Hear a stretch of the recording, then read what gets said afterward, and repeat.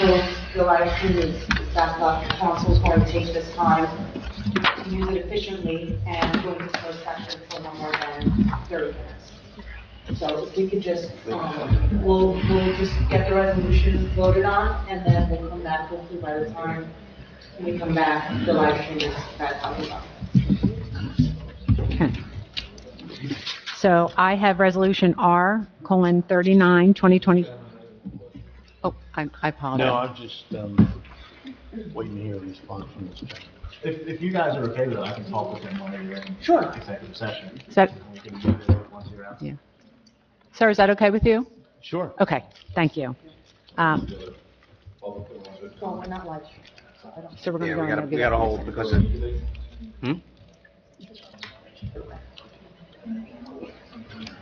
kill two birds with one stone and do our closed session real quick while Right, that while gets they're fixed. resolving. Saying we don't want to vote on resolutions without. No, We're only going to we're vote on not. the one to put us into We're executive gonna session. do, yeah. Right, okay. So we have resolution R:39, 2026, a resolution authorizing closed executive session of the Township Council of the Township of Monroe to discuss matters falling under attorney-client privilege pursuant to NJSA 10:4-12B7. May I have a motion to approve? Motion to approve. Second. All in favor? Aye. Any opposed? Okay, we're going to head into executive session, folks, for about 30 minutes or so? Okay, thank you. Yeah, that's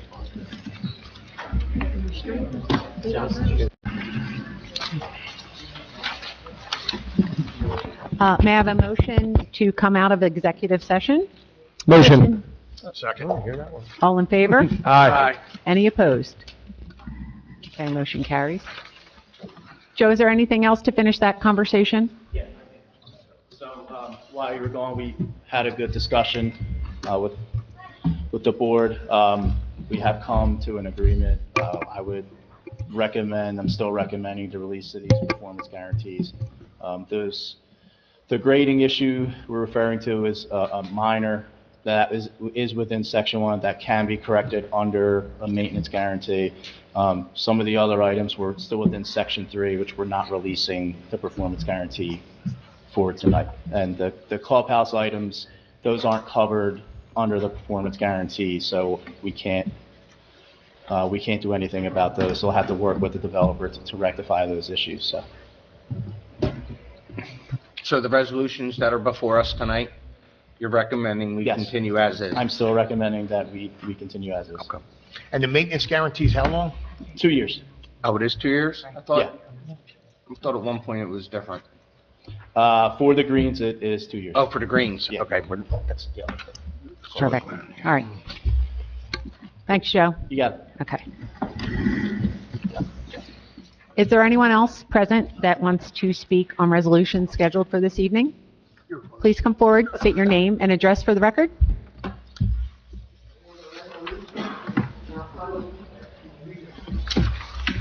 See my face on the which is Stanford. This isn't too much.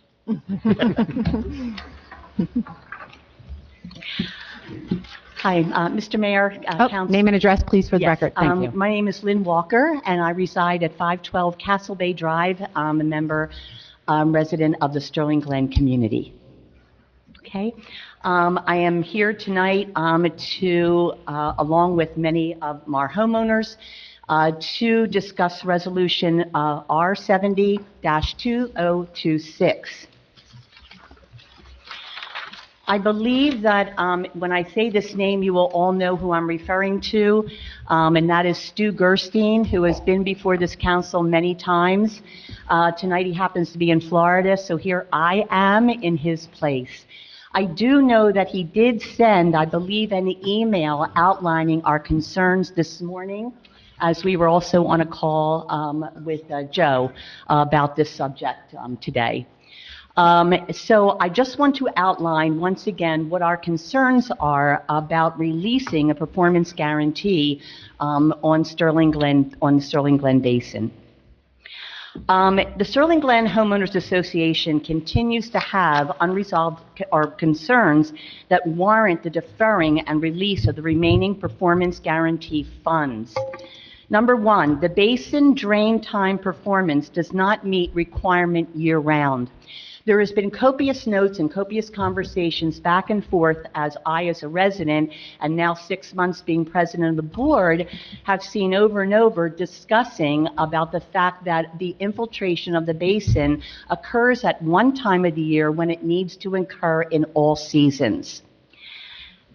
An email was sent to the township engineer on March 10th in 2025 that the basin failed to properly infiltrate during the first week of March 2025, which was less than 3 months after approximately 50% of the performance guarantee was released by council on December 18th in 2024. Since then, there have been no modifications installed, and so we believe that a similar performance that we're having now with our basin is going to occur, and it will not infiltrate properly.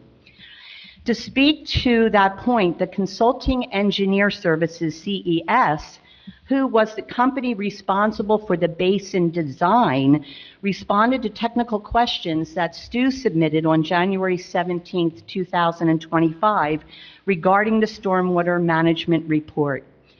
In addressing the basin's failure to meet the 72-hour drain time requirement, the CES engineer, Paul Whitholm, said the original developer, with the assistance of Consulting Engineer Services, has agreed to review the drain time performance of the upper basin during the months of seasonal high, which corresponds to traditional winter months, and to work with the township engineer to address drain time concerns in isolated portions of the upper basin after review of the winter performance. This response to us, and in our mind, says that more work needs to be done, and in fact, we were expecting that CES was going to be coming out and doing additional testing in March of this year. So what our concern is that the release of this guarantee is premature based on what we were told and what Mr. Gerstein has been told off and on by the consulting engineers. Also, we have concerns also about the fact that once this guarantee goes through, we will now take over the maintenance of the basin, and we'll be responsible for the routine maintenance of the basin. To my knowledge, and knowledge of many of my colleagues that are in the room, we have not received any logs or any information at all from the developer on what their maintenance of the basin has been so far.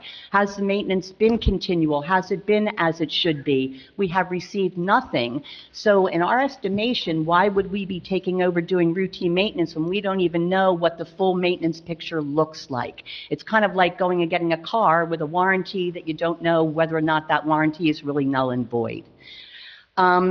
We also have an unresolved stormwater ponding at two of our homeowners have at 208 and 212 Huntley that has not been resolved.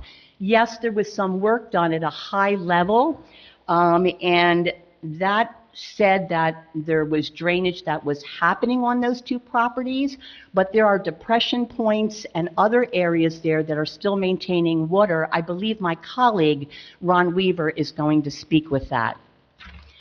For these things, the infiltrate not draining, not having logs of what the maintenance is before we receive this over for us to maintain, and for the pooling in those areas of our homeowners that has yet to be resolved, we are requesting that we delay the giving back or the releasing of the performance guarantee for the Sterling Glen Stormwater Basin. And I thank you for this consideration in this matter, and I believe my colleague will speak to the ponding issue if that's okay. Thank you, yes. Okay, thank you.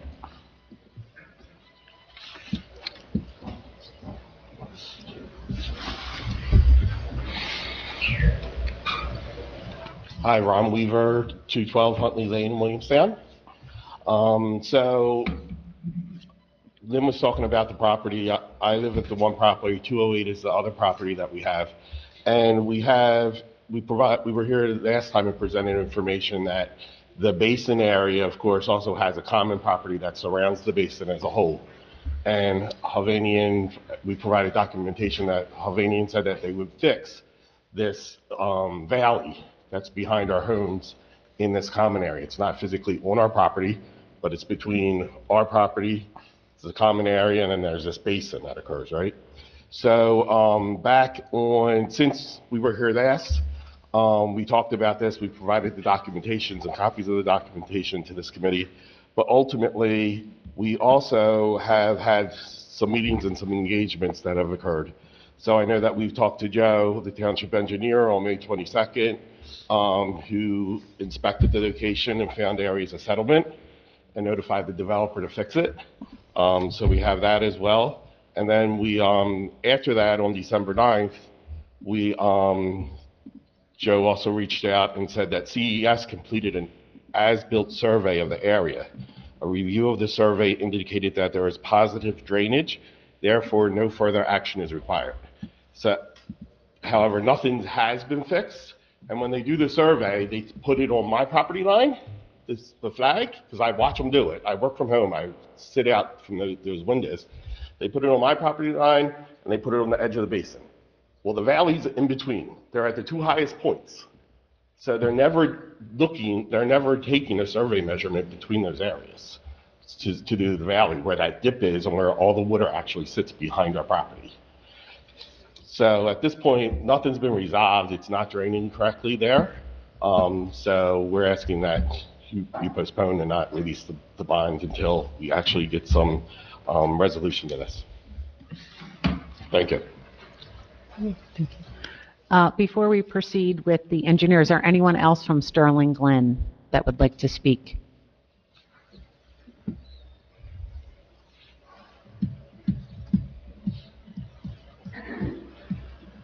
Hi, everybody. I'm Jerry Martin. I'm at 208 Huntley on the other property that's having a problem with the drainage. I believe it was all the beginning part of last year that we had a gentleman named Carl from Remington Engineering come out, and he would come every morning and he would send pictures to his boss of how there was water in the ponding and the whole bit, and I would go out and chat with him, and he would say, well, there's definitely a problem here and the whole bit and whatever, and they're going to have to fix it. And then I'm terrible as far as time frame, but not very long ago, I spoke with a gentleman from CES, the consulting engineering, and he very nice. And he was in the basin. I went over and I spoke to him while he was in the basin. And I explained to him that my issue in the area that we were having a problem with the common area is back over here. I asked him to please come over and take a look at it. He had no interest in coming over and looking at that. No, we're fine. We've made our determination and, whatever. And then I hear that they're approving it. So nothing, again, as Ron said, nothing has been done. There's people are out there looking around and just making whatever decision they feel like making. And I don't see testing being done. I don't see, other than what are they doing to determine that there is a problem or that there isn't a problem. Clearly, Carl could see that there was a problem. He had all the pictures, the whole bit. I had 3 months that I took a chart every day. I would write down how much, what was in the basin, and how much ponding. I was taking pictures, the whole bit, and it just doesn't matter to anybody. So I really respectfully request that you do not release this bond. This has to be fixed. I have been doing this for 8 years now. I'm tired of it. I want to be able to enjoy my backyard. I cannot go out there. Al, you were out there, Al was bitten alive right along with me that day. You cannot sit out there. 20 minutes we were out there? You know, it's ridiculous. So something needs to be done. And I respectfully request that you don't release it, because we have to force them to do it. Thank you. Thank you. I do have a question for our engineer. If I could, I recall, and I might be recalling incorrectly, but we all are well aware of the ponding conversation, but I thought, and Joe, keep us honest, that the basin itself was separate and aside from the ponding outside the basin, or are they connected? From a bond perspective, I thought that was a different issue, although right there on the border, two different issues. Yes, so from a bond perspective, they are separate issues. I can give you the long answer if you guys are okay with that. I did receive the email from Lynn this morning, and I did prepare a response to send that to Jim, and I believe that was forwarded to you. So I'll just kind of speak from that response. An as-built was completed of this area, and there is positive drainage from the surrounding properties to the basin. Had there been an issue where the basin was set too high and the water couldn't get to it, then that would be an issue with the performance guarantee for the basin. These areas that are outside of the basin that are holding water, those areas, they are outside of that basin footprint and not covered under the performance guarantee that we're talking about tonight. So let me ask you, so what are they, because this is, I think, everyone who's been hearing this has been the same, it's a separate conversation, but that ponding has been a conversation in connection with the basin for the better part of, since Stu's been coming here for the last year and a half, give or take. So, to the resident's point, who is owning the issues between 208 and 212? Basin aside for a second, because I think we need to be clear, and I think it needs to be clear that the basin performance bond, you're telling us, is not associated in connection with the ponding issue at 208 to 212. Correct. I just want to make sure we're, and then what is being addressed on the ponding at 208, 212 that's been identified? Like, where's the ponding coming from then? And what is the remediation? What's the action with the developer? So it looks like it's areas of settlement. When that area was graded out, there could have been like a little spot that had settled, so water's generally running down, but maybe one area that kind of settles out and that water can't continue all the way down. So these are the areas that we're talking about.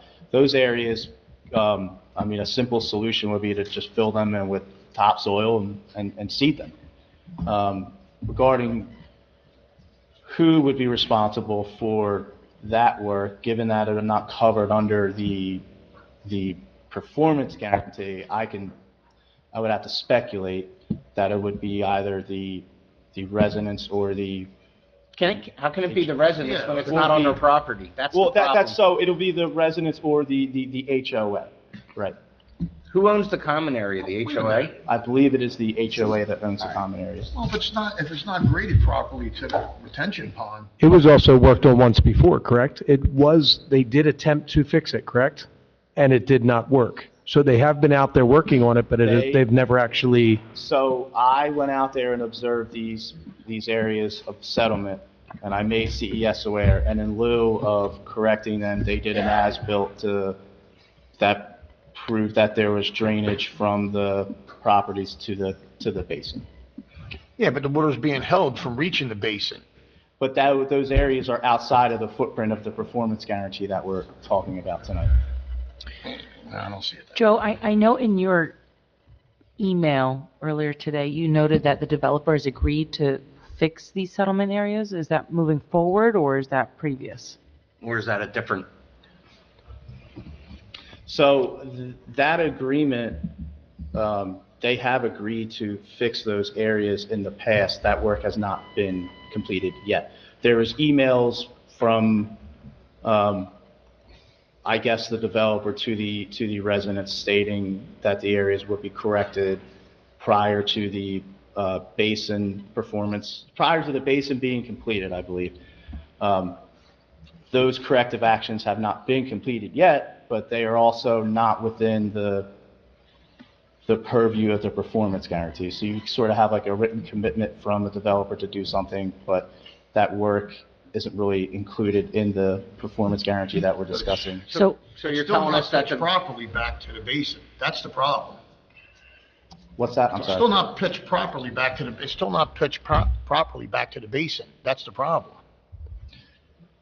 Correct, but. So it is the basin. So it's not the basin itself. No, but it's getting to the basin, it's the Getting problem. to the basin, correct. Right, so But- it's still on the basin.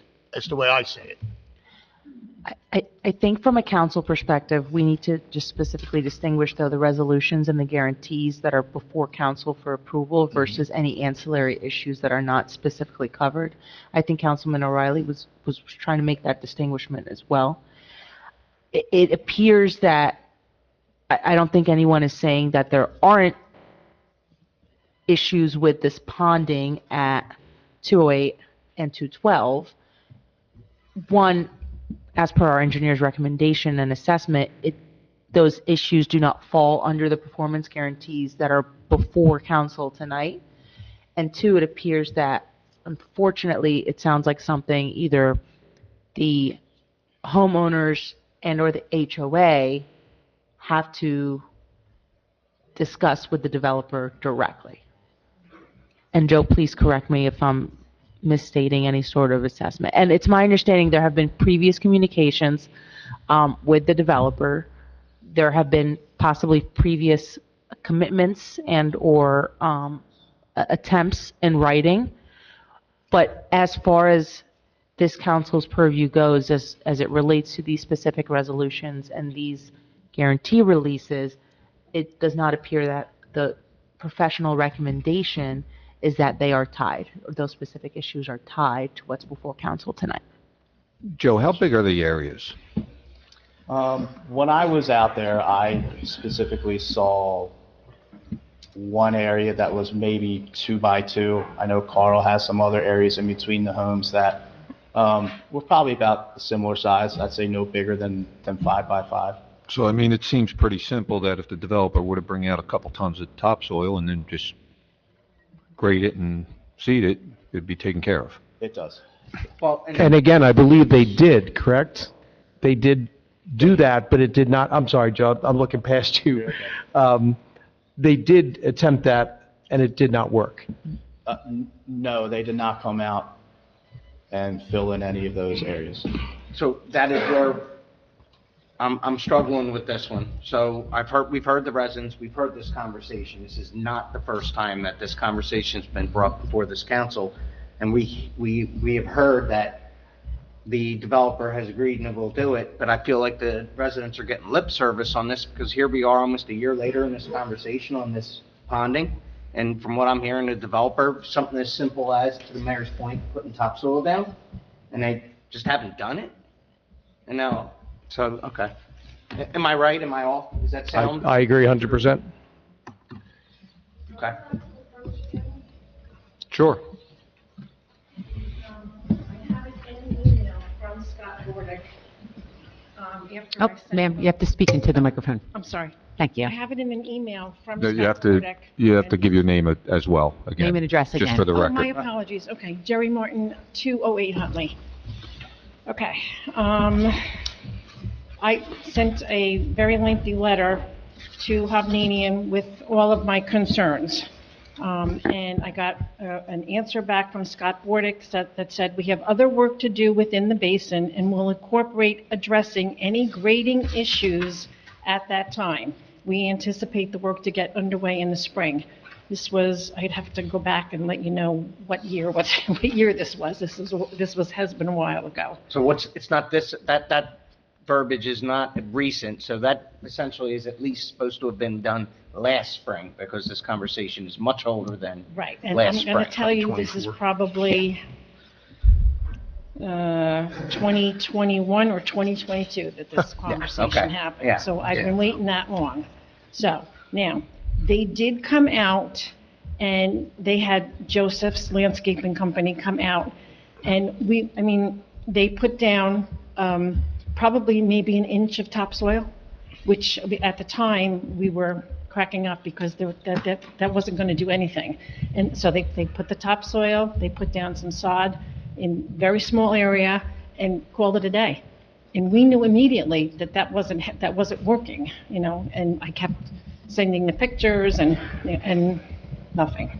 So, to your point, in my opinion, I understand that you want to try to get it not to be part of the bond, the basin rather, but he incorporated it in the basin. Scott did that himself. So I think. So, if I could on that, to speak to what we have somewhat of an impasse. By code and the way that the bond is written, that's why our professional Joe is stating that, yes, we have issues with the ponding. I think where we're all challenged here in this conversation is legally, and we'll just say legally, I hate to put you on the spot, do we have to separate the bond issue from with the ponding issue? You all want to, as residents, you want to hold everything accountable and loop it together. I'm saying transparently, I'm not sure we can do that. If the bond on the basin performance itself is separate and aside from the ponding. And you're saying, Joe, that by code, that unfortunately is the path that we as council have to vote on. Because the basin, I think there's other conversations on the basin. Correct. That, I think is, Well, why can't we push this till March? well, I think we've been pushing this for 2 years with. Well, give them time to fix it. But our engineer's recommendation, now we're shifting gears to the basin, right? We're no longer talking about the ponding, because again, the ponding seems to be an ancillary issue that's not covered under the guarantee. So, and I can appreciate the resident concerns, correct? And I can appreciate council wanting to find some sort of solution. From a legal perspective, that solution is not through the performance guarantees that are on today's agenda. So, Joe, sure. My name's Dean Stiles. I live at 243 Kippen in Sterling Glen. And the idea that there's a basin performance guarantee separate from the area surrounding the basin itself is confusing. Obviously, if the water can't get into the basin can't do its job. Its job is to take care of the water. The area that we're talking about is not on private property. It's not on common property. It's not on the HOA's property. It's on property owned still by Hovnanian. So, and there's a fence around it, so we know exactly where the property lines are. So the idea here, what I'm hearing is that you're going to turn all this land over to us and that it becomes part of the property, the common property. But for now, right now, it is still Hovnanian property that doesn't drain properly. So I don't understand how we can say, well, the basin is just that thing down at the bottom that gets the water when it gets there. But, and ignore the fact that there is area that's owned by Hovnanian at this time that isn't draining properly. Make sense? So Joe, I would add, go ahead, Joe. Can I clarify? Yeah. The basin bond also covers up to the fence around the basin, not just interior to the basin. And this is inside the fence? Inside the fence, But the Yes. fence is the property, so is the fence not the property line? I'm sorry, if the fence is the property line, so the ponding is happening on your properties as a result of the basin water not draining into the basin. The ponding, no, It's inside the fence with the basin. and I believe you're going to have neighbors disagree. It's in their I've been been there like 3-4 times. I was president of the It's been a HOA while. for a while, and I was over at their house. And it backs up. Sir, speaking to the microphone. Oh, sorry. Thank you. It starts inside the fence and comes back 10 feet. I don't, probably overstating it, but it comes back a number of feet. Let's talk to the gentleman who is actually being impacted. Your name and address again. Ron Weaver, 212 Huntley. So yes, it starts inside the basin, inside the fence, and then comes probably in depending on my property versus Jerry's property at 212 is a little bit different. It's probably 10 feet to 15 feet into Jerry. Let me rephrase that. It's not Jerry's property. It's still the common area. It's not on our property. So it's actually on the basin property, which is one lot and block as I understand it. It's not separately designed. It's all one area designed that Hovnanian's responsible for right now. We haven't taken that over. So that's the area. Now, does the water back up into the swells between the property of me and of 212 and 208? Yes, it does go into our property that way, yes. But that's the swell area, but it's all caused because the lower area doesn't actually filter out into the basin. That valley that's occurring, because the basin wall, the top of the basin wall is higher than this valley that occurs, where all the water actually comes in because the other properties along the other road actually drop in and all the water funnels into this valley and it sits there. So Joe, you're saying that It's inside the fence. if it's inside the fence, then isn't the bond part of that? If there's ponding inside the fence, then yes, the bond would apply, but it's my understanding that the ponding is happening outside of the fence. The ponding that happens there, you're referring to backing up.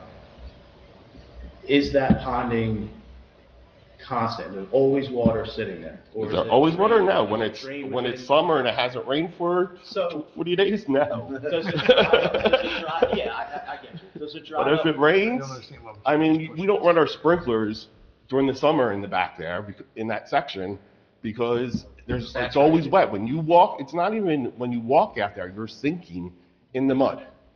On your property? Yes. Yes, on a I property. was, I think you were there also. I was Yeah, there. yeah. I was getting eaten alive and I was I thinking, actually wasn't there when we were in the Right, so on our property and in that common area, when you step off of our property into the common area before the fence, Yep, yep. you're sinking, and then when you see the ponding, the water is also on the other side of the fence. That's where it starts, and then backs up into our area. So it's originating in the fenced area and backing up to the property. Joe, has the ponding inside the fence been reviewed by RV? I have not. When I have follow-up for site visits, I have not seen ponding within the fence. Did you look for ponding inside the fence? I walked the entire basin, But yes. it also, to defend Joe, depending on, I mean, if you walked it, Depending what it takes. if you walked it after a pouring rain, you would have saw it. If you walked it on a situation where it didn't rain for a week, chances are you wouldn't have seen it because it eventually probably I worked. mean, its the way other through. issue is around the basin inside the fence is stone, so you're not sinking, you're not sinking into mud. There's gravel that was put around the basin inside the fence. When it backs up, that's when we have this mud piece. So if you're walking inside the basin, you're not feeling it. Yeah. When you're walking outside, you're sinking. And they put a stone, like a French drain around? There's a stone path around the top of the basin. Okay. Just for access, an access route to the entire perimeter. Yep. And if I can clarify your point, I conducted my site visit 24 hours after a rainstorm. We typically allow 24 hours after a storm event for ponding to dissipate. I mean, I can't show up an hour after a rainstorm and expect not to see ponding somewhere. So 24 hours after a rainstorm, I performed a visual inspection, I walked the perimeter of the fence, and I did not witness any ponding within that stone area. I mean, I ponding in their backyards, yeah. What repercussions do the residents have with the ponding issue? I mean, let's just call it what it is. If we have to approve the basin, because the basin, that's just for this discussion, say that the basin itself, from a stormwater standpoint, is functioning, so let's just say that bond's good, just hear me out. What's the recourse? They go back through their HOA? with something they've been trying to get done for 3 years with this developer? Well, and I'm going to use Joe's word from earlier, I'm going to speculate, right? From council's perspective, again, the recourse is not the performance guarantee. So, And I'm okay with that. sure. I'm So, okay with that. At that point, you're What is left the with, recourse? well, at that point, you're What crossing can this out town do as a options, developer? right? What can we If do? we go back to it's inside the fence line, it's still the basin. Yeah, but, and that's where I gotta refer to my profession. I don't disagree with you, John. I'm trying to understand where our lines in the sand are on basin performance versus ancillary impacts. Is it okay just to make another observation? I mean, Sure. the point is, the basin is not draining. It's not working. I live there. I see it every day. It is not draining. It doesn't work. So my recommendation was going to be to schedule a meeting with Mr. Hovnanian, but I believe he's here. So would you like to speak, sir? Absolutely, I would love to. Come on in, Mike. Did not know that. Okay. First of all, it's nice seeing everyone. Those of you that are our residents, thank you again for choosing Sterling Land and Green. And we thank all of you as well. Certainly what we're listening to here is not something that I feel we would ignore. We're talking about a limited 2 or 3 residents, and I'm not minimizing that. I'll be happy to go out there tomorrow with Joe, with the residents, and anyone on the board or anyone from the township to look at these properties. We have worked this basin for years. We have fulfilled our obligation for it to be compliant, as the engineer has indicated, more than once. We even have gone as far as a 5-year maintenance guarantee for this basin, well beyond what anyone has ever provided. Fulfilling that commitment, it would be unimaginable to think that for what we've heard here tonight, that we're going to ignore that without qualifying it.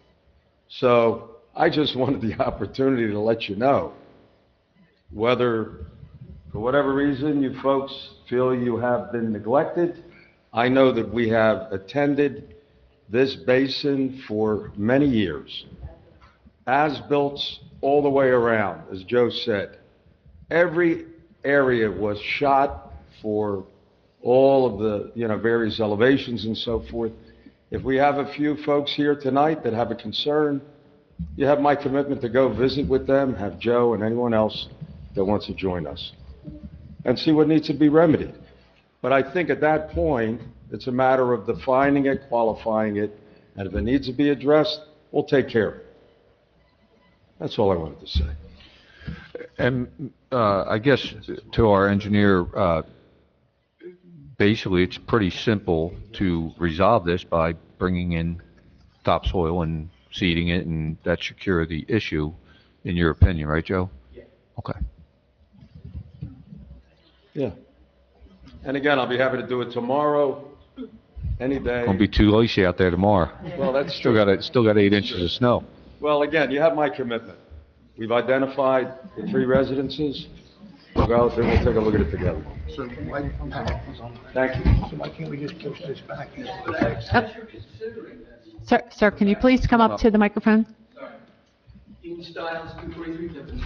As you're considering this, don't forget that those drainage areas behind the 2 properties are only one of the issues that was brought out. Lynn brought out the fact that the percolation, the water draining out of the dry part of the basin doesn't work 12 months a year. When the testing has been done, it's been done after basically droughts. And so that part of it is still, to our mind, not resolved. And the fact that the maintenance of the basin hasn't been proven. Lynn said that it's like a car, and if you don't do the maintenance on the engine, and the engine freezes up, that guarantee is worthless. And we know there's a pipe that was installed after the fact, but it was approved by the township. It goes from the dry part of the basin down to the wet part. So there's 3 sections. It covers the middle section, and it's supposed to drain off water into the wet section. And by that maintenance requirements that the township produced, that is supposed to be cleaned after every rain. And we have, as you hear, we have members, owners who are watching what's going on in the basin, and they have never seen anybody clean that pipe out. Well, it may not be true, but when was the last time it was done? Show me the logs. This past year. When was the last? We cleaned the pipe, Joe, the outfall pipe that I'm thinking is sniffing. First of all, yes. Well, we don't have the maintenance records that are required so that we can say, oh yeah, it hasn't rained for 6 years or whatever. It hasn't rained for a while. And the pipes were cleaned out, so they should still be clean. We don't know when they were cleaned. And if we take that on as an HOA, we're taking on the expense of cleaning that out. And if it's just a routine cleaning, that should be one expense. But if it hasn't been done for 6 months, whatever time frame you want, if it hasn't been done, that means that there's more stuff in there, and we'll pay more to get the pipe cleaned out. Knowing that the maintenance was done, especially on the fountain, the pump, the aeration pump, on the pipe that goes through there, and the land around the basin, that it will become common area, knowing that all that maintenance that's supposed to be done has been done, is very important to the HOA. So, yeah, there's an opportunity here for Haldane to come in and clean that out, and when they return the aeration pump to us, to show that it does work and that it has been maintained. But we have none of that, and they haven't, nobody's been forthcoming with the information that we're looking for.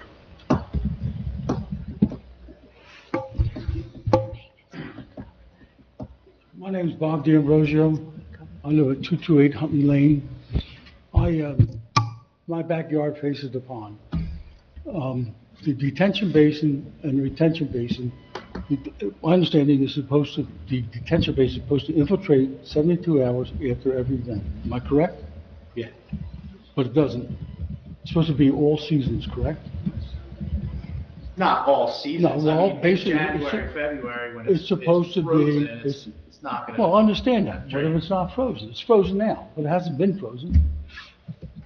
It doesn't infiltrate. What you did was you put a bypass from the upper basin to the lower basin to get and a substantial amount of that water from the upper basin goes into the lower basin and then goes out to the outflow structure.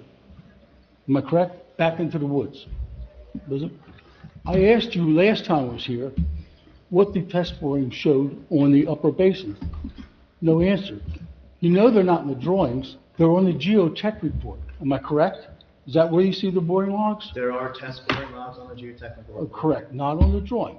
But nobody ever gave us them because we can see where the water table is and what time, what the season was it was taken. Am I correct? Yeah. Okay. Nobody ever produced it to us.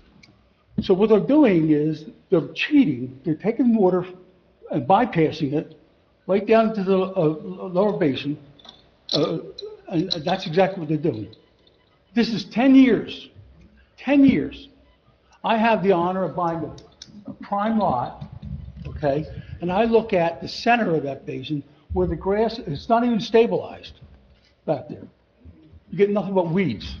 And what do? They cut it once a year. As far as the aerator, all summer long, the aerator wasn't there. It broke last year, am I correct? Right. It took them till the fall to get it back in. So all summer long, we could not enjoy our yards. In fact, for the past 10 years, you can't enjoy a backyard because you get nothing but mosquitoes and whatnot back there because the aerator's not working. So they put it in, then they come back, they take it out about a month ago, they took it out. So all summer long, we don't have it. But again, my point is, basically that water is, we're taking it out, they're basically cheating. Am I wrong? Was that, I mean, is it the basin itself in its entirety is supposed to infiltrate, correct? All- The upper basin is designed to infiltrate, yes. Okay, but it doesn't infiltrate itself. You help it along. You're helping it along by putting the bypass pipe in. Is that an improved, if I could, is that an improved design, Joe? What they did by putting the pipe? The bypass pipe was approved by the previous engineer. Yes. Doesn't function.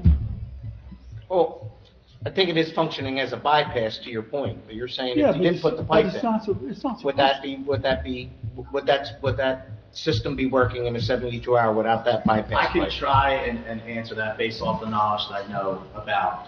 There's a reason they put that pipe Yeah, there. so it's my understanding that the bypass pipe was put in, but they're required to infiltrate a certain amount of water. And that water, even with the bypass pipe, that amount, they're still meeting that requirement. They're still infiltrating the amount of water that they're supposed to infiltrate. That's when the water table, is that seasonal or is that supposed to be every time, every season? All seasons, it should drain within 70 days. It doesn't, it doesn't. I live there, I see it. So if I may, it seems like we've just taken a slight turn from the ponding at the 208 and 212 properties to the overall basin. So I just want to, and that's okay, I just want to make sure. That was part of the letter that Stu sent you. No, and that's fine, it's just a different part, we're addressing a different portion. I just want to make sure, I think the intent was to handle each portion. Can I finish my thought, please?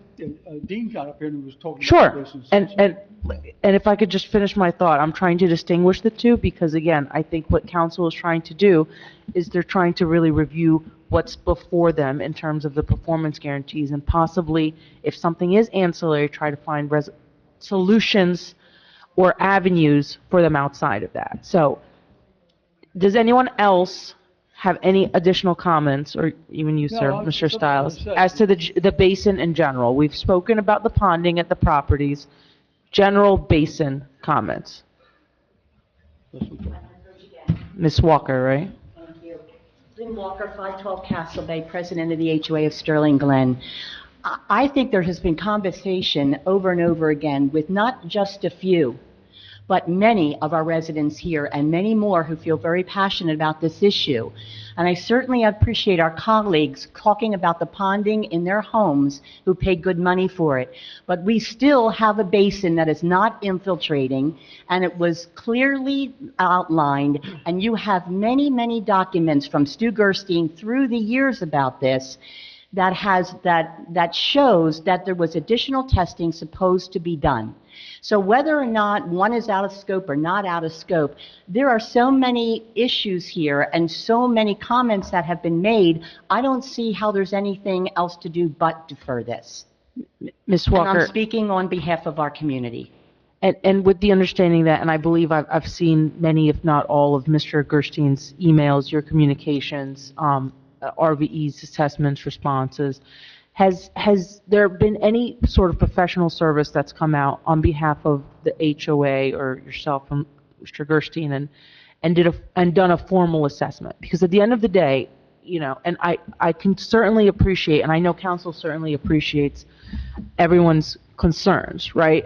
At the end of the day, what we have here are professionals who have seen the concerns, who have went to the site, who have conducted several inspections and reports, and have reviewed the O&M manual several times, right, extensively as it relates to the overall basin issues that have been coming to council and them as it relates to drainage. So again, I want to make sure that you're aware that you're heard, and as a result, RVE has gone out and made specific determinations and submitted several reports to this council with their recommendations that per the specifications, the basin is working as it's supposed to be. So again, my question is, and not to put you on the spot, do you have any professional, and I don't mean to disregard anybody and their credentials, but if I was in court, I would say it's the battle of the experts, right? Do you have any professional reports or assessments to counter what the township's professionals have indicated through the many years? I'm going to ask Dean, if you don't mind, if he can approach. I've been the president for 6 months, and he has our former. Would it be okay if he responds to this? Absolutely. Dean Stiles again. The idea that the HOA should be able to go into the basin and have a professional come in and evaluate everything around the performance of the basin makes sense. Now, we're not a charity here, so we have to charge our members for that. And we've been relying on the township to provide that professional service. However, there's always the chance for a test, a single test, filtration test to work, but we can still see water in the wet portion of the basin well past the 72 hours. We've sent pictures in. So it's not like we're saying, well, we're more expert. We're saying, here's the water that's sitting in that dry portion of the basin after the filtration period has ended. And the water that's that's ponding, and you did want to separate that, but it's all the same thing. It's that the basin has been promised to us, or we have been told that we're going to be taking over ownership of the basin and we'll be responsible for the maintenance. And again, it's simply that we have pictures that are dated. You can tell from the metadata when they were. You can go back and look at the records that say, oh, it rained 72 hours before or a week before, and see that the water is not filtrating properly. It's not that we need an expert to be able to tell you that. That's something you can see with your own eyes. And the promises that have been made around the basin haven't been fulfilled. So why would we expect that the maintenance that is required by the township of that basin, why would we expect that that's been done all these years? But Mr. Stiles, and I'm not trying to be counterproductive here, Right. But I think you hit the nail on the head and you said, we, as in Sterling Glen, rely on the township's professionals. That's exactly what council also has to do, right? So what I'm saying is, clearly you don't agree with the township's professionals, and you indicated that pictures were submitted, but there's nothing additional to contravene Well, how? the township professionals' recommendations. It's not our property. We will end up owning that, and if the council wants to allow us to take money out of the bond, the performance, to have a professional service come in and do no. I'm not suggesting that it's a requirement. What I'm saying is, though, right, your concerns have been brought, your concerns have been heard, your concerns have been reviewed by not just council, but the actual professionals who make a determination. I can go out and look with my own eyes, but I'm not the engineer, right? You know, I don't mean to qualify your credentials, right? I think Mr. Gerstein might be an engineer of some sort, right?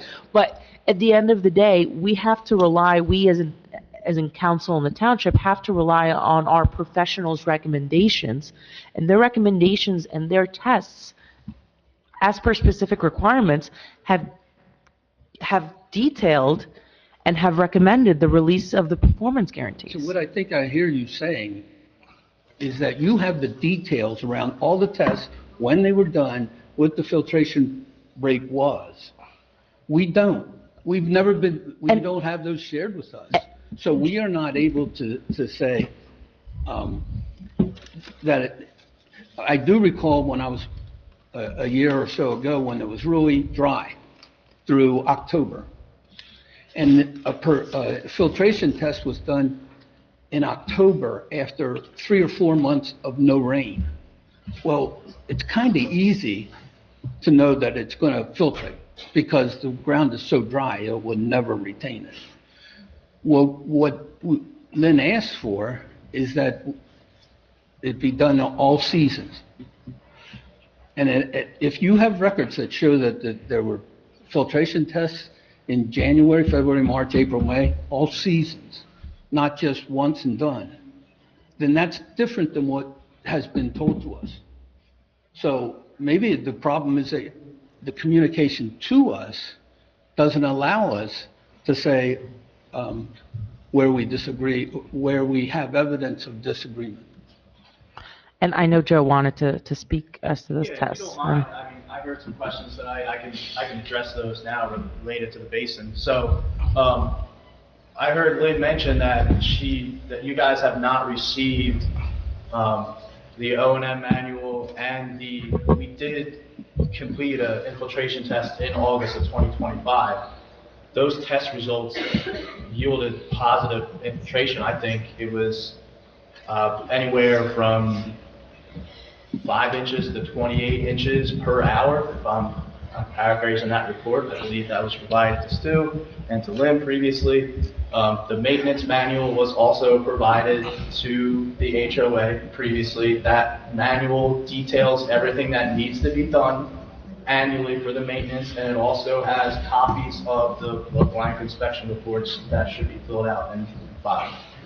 Right, there's blanket inspection reports, but we have not received, we have the manual, no question, but we haven't received something that says that during 2025, here are the things that were done and the dates they were done. Now go back to the original point of having the filtration test done in August. As we all know, August is one of the drier months around here, right? There's typically not a lot of rain in August. And if it didn't rain for a month, and then it rained a little bit, and then the filtration test was done, it would be impossible for it not to perform.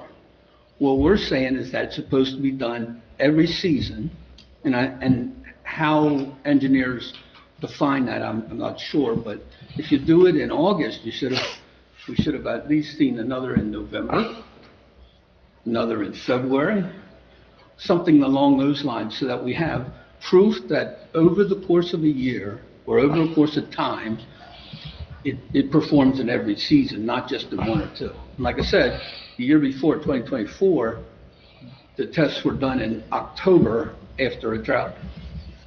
So, yes, we know that there was those positive results in one time, but that's not what the basin's required to do.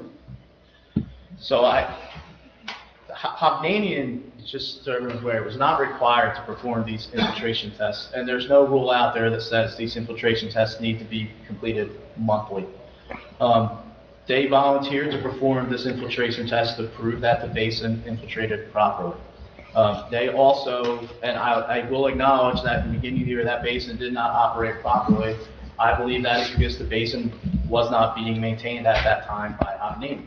They had come out last year, performed this maintenance, which included removal of the weeds and debris within the basin and tilling of the sand.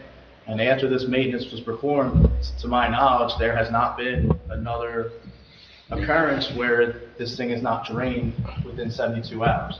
I have sent my inspector out there 72 hours after rain events. He's documented with photos, and the basin's dry. Joe, let me ask you this. The maintenance bond still stays in place for 5 years? Yes. Once this is released? Correct. There will be a 5-year maintenance bond in place for the basin. So the developer over the next 5 years has to maintain that? He will not be required to perform the routine maintenance of the basin. That would fall to the HOA as the named owner of that basin inside the O&M manual. So they could perform the routine maintenance, annual maintenance of that, and then if within a 5-year period, some issue comes up where there's a structural issue, a cracked pipe, a broken pipe, or lack of infiltration, the developer would be on the hook for coming out and remedying that issue so long as the basin has been properly maintained. I would, to use an analogy, like, if you get an extended warranty on your car, that's not covering the routine maintenance of that car, tires, oils, brakes, that's covering any issue the car, like a blown engine and stuff like that, so. So the HOA would have to maintain that over the next 5 years, and as long as they maintain the records, if there's a major issue, right, it stops filtrating, then they would have to show their documentation that, hey, we maintained it and it's still not working, and then that's where the developer would have to come back in and maintain that and fix that. Correct. We would then send a letter in writing to the developer notifying them of an issue. They would have an opportunity to respond to that issue, and if they do not respond, we would then begin the process of contacting their bond company and pulling that bond to perform that work. So do I hear that if we, it's one thing that over time, we'll have to maintain the law, and guess what, it's not 5 years, we have to do it for the rest of our lives. Correct. But if we got in a professional company to do some testing and ask them to do the testing in each season, and we provided that information back to, I assume? Yeah. Joe, then we would be able to have it fixed using the money that's in that maintenance bond. Is that what I hear? I don't know the legality to that, because I don't know if the law requires them to test in each season, like Joe had pointed out, but that's a good question. Yeah. No, so, Do we at least agree that it should be more than once and done? I don't think there's an OAM requirement as to the all seasons testing. But I'll defer to Joe. So I believe there is language in the O&M manual that the permeability should be checked regularly. It doesn't, I believe that specifies at least once a year. I'm paraphrasing, I could go back and check the exact language, but there is no requirement out there that it needs to be completed monthly. And to be perfectly clear, the questioning or the concerns in regard to Sterling Glen and the HOA having provided their own, quote unquote, experts or professionals to review. I'm asking that right now as we sit here today for council's consideration, because this is something that's on the agenda for today, and we don't have anything to supersede our township professionals' recommendations. So I can't speak as to anything as it relates to maintenance down the line. I guess if you have something that relates specifically to the maintenance bond and it fits into the maintenance bond, then that could be another conversation for another day. But what's before us right now is our engineers' recommendations and tests as they relate to the performance guarantees that are before this council. And all due respect, there's been nothing else to contravene those recommendations. That's your decision. Don't forget, though, that, we have not had any information from Hovnanian about what they've done to maintain so we don't know that this has all been done. So if we come back, if we have our own expert come in, which it sounds like we're going to have to do. But all due respect, the vote for the performance guarantee is tonight, unless there's a vote to somehow. To delay, and that's what we asked. But So there's more. But the legal recommendation, as we sit here right now, is that there is no reason to delay because we have our professional recommendations and nothing else to contradict that, unfortunately. Yeah. It's your decision. Well, it's my recommendation. I know, it's your recommendation. It's bigger your. Well, no, mine as solicitor. And then, anyone can choose not to listen to my recommendation. It happens all the time. And it will continue to happen, that's fine, but at the end of the day, again, and I want to give Joe a chance to additionally add anything as per their tests or their assessments, but unfortunately, and I'm speaking to council members when I say this, unfortunately, to a certain extent, you hire professionals for a reason. You have me as legal counsel, whether you agree with my decisions or not, and you have RVE as our township engineers who have conducted the tests and been hands-on at the location. And again, I don't mean to minimize any of your concerns in any way, shape, or form. I believe RVE has looked directly at those concerns, and their professional recommendation is that council proceed with releasing the performance guarantees and proceeding with maintenance. Well, thank you for listening to us. We're frustrated, as you might hear. Sure. And I'm here representing, because I used to represent the community, and we're a very tight community. And this will get around, we'll make sure everybody hears it, and you may be hearing from our residents, and I'm sure you're used to that, because they're passionate.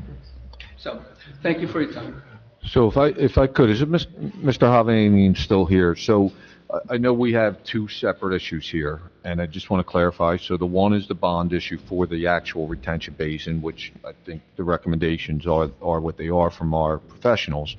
But Mr. Hovnanian, can we set up a meeting out at those two properties that are having the ponding between yourself and your, I guess, superintendent and Joe, our engineer, as well as Marvin? Can you, our Director of Public Works, because Marvin is an expert, I would say, through his career in grading, and can we meet and take a look at that to try to address those concerns as well?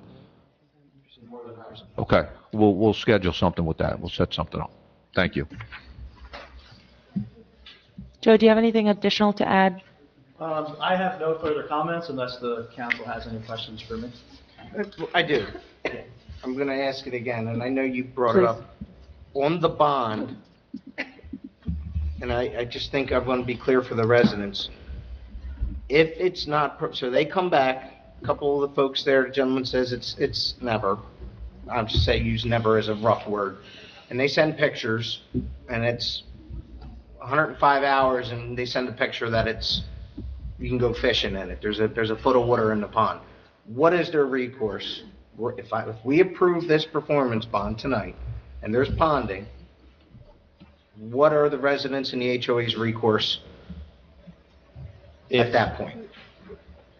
So the basin is maintained per the O&M manual, and there is an issue with that performance drainage time for the basin being more than 72 hours. The township would notify, as the keeper of that maintenance bond, would notify Hovnanian that there is an issue out there. We would, right? We would. We still stay engaged So in this. yes, we as the keeper of that maintenance bond Okay. would be responsible for notifying Hovnanian that there's an issue out there. Hovnanian has the right to inspect the basin and correct the action themselves, right, without affecting that bond that's posted. That bond is there in case Hovnanian becomes non-responsive. We tell them once, tell them twice, tell them 3 times, nothing happens. Then we go after that bond, we pull that bond, we use that money to correct the basin issues. Okay. And that bond is in place for 5 years, as we talked about earlier. Okay. The second question I have, thank you for clarifying that. So there is recourse, but one of the other pain points I heard is that there's essentially, the HOA is not aware of what's been done. I mean, listen, we've all seen the designs, you've seen the redesigns, we've had inspections. Sounds like there's just not a clean handoff to the HOA, because if we approve this bond tonight, are we handing this off to the HOA after we approve this bond tonight? Do they become keeper on the O&M and then on the maintenance day one? Because I feel like they're flying by. It sounds like there's not a clean handoff. Yeah. And I don't know what clean means, Yes. but it seems like all right, yours, throw it over. That's how I feel this is being presented to me. So my understanding is yes, that there is essentially, once this is released, maintenance obligation becomes the HOA's. There should be some type of meeting, a transition meeting between Hovnanian and the HOA, just to discuss that transition. And I believe, Peter, correct me if I'm wrong, but have you met with the HOA previously to discuss? We can certainly be part of that. We're still, the transition process will be. Still, Okay. That's what I mean. There's no handoff. Got it. That's correct. Okay, thank you. And Joe, just to be clear, I think since it was initially approved for a 5-year maintenance bond, the law has since changed to make it 2 years, but we're keeping it at 5 years for this project, correct? Correct. Long story short, when the original basin modification came back before the planning board to convert the lower portion of that basin to a wet pond, it was agreed upon and memorialized in the resolution that a 5-year maintenance bond would be posted. Okay. So you're effectively getting 3 additional years since the Well, I understand. law's changed. I mean, that's great, right? I feel like the HOA needs to get some more clarity, like, what role can we play to ensure a clean handoff? I mean, I think the mayor essentially. Well, the mayor was addressing the ponding. Correct, but I'm saying it's the same idea. The township can certainly facilitate, and it can be up to administration or council, who's obviously present at this handoff meeting, who has the knowledge to be there. Mr. Hovnanian, are you against the township having a part in facilitating this handoff meeting?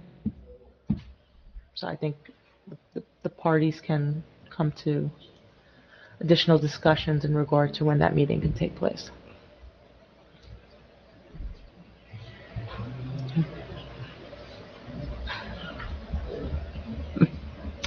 Anything else from council? Why are you all looking at me? Anything else? Joe, anything else you need to add? No? Not trying to You're okay. I'm all set unless you guys have questions. Mr. Footer, are you up to talk about the Sterling Glen Basin? Okay.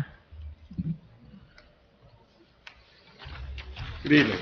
Eric Footer, 2014 Burlington Circle, Williamstown, New Jersey. I've been listening to this discussion regarding this resolution, and a couple things I'd like to bring to the board's attention. Number one is the ponding issue. Now, I have 30 years of experience with stormwater systems, sanitary sewer systems, combined sewer systems, and the one thing that I can tell you for a fact, settlement doesn't normally occur on its own. My question would be, is there a stormwater pipe in the area where the settlement is occurring? For instance, it could be incomplete compaction on a trench, it could be a hole in the storm pipe, it could be a number of things. None of that I've heard has been even discussed here tonight. Now let me just say this, the bond is concerning the pond, but the pond is only one component of the stormwater collection system. So this would encompass the entire system, not just the pond. Now, on the other hand, you're looking to vote on releasing the performance guarantee in favor of this maintenance bond. The maintenance bond's 50 grand. How long do you think that's going to go if they have issues? We all deal with contractors. We know what that's going to cost. It's my opinion that the amount of money they're specifying here is insufficient to actually provide for the continued maintenance of this pond, especially for a 5-year period. Now, a lot of people have already spoken about the pond. There's a lot of debate, a lot of, we saw this, the engineers are saying that. What I'm suggesting to council is that you postpone this resolution till March to allow independent data gathering of what's really happening. Not disparaging, Remington and Vernon or the residents. I'm saying, let's collect the data so that council can make an informed decision about what's the correct course of action. Thank you very much for letting me speak.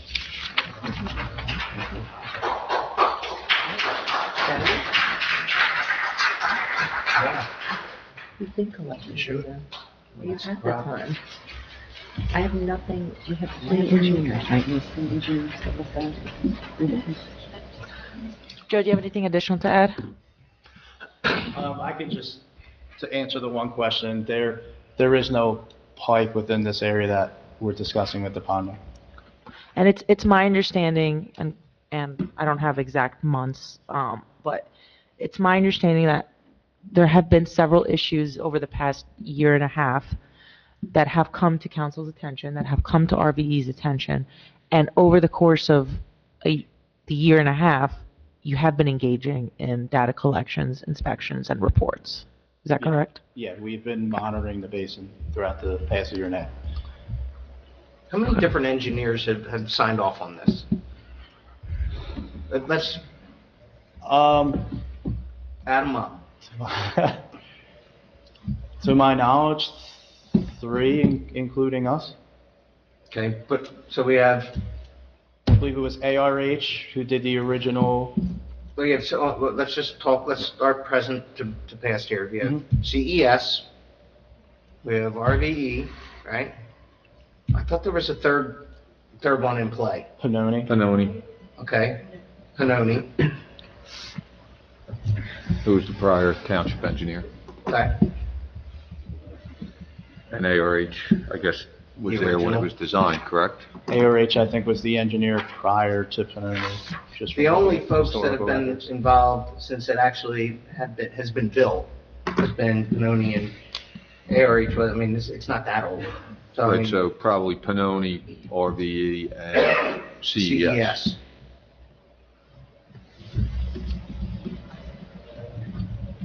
All saying it's functioning. All involved with, there was trips and changes and modifications throughout the course. Yeah, we were not involved in approvals for any of the modifications. We were asked to come on at the tail end of the project just to oversee the release of various guarantees, including the guarantee that's on the agenda for the night.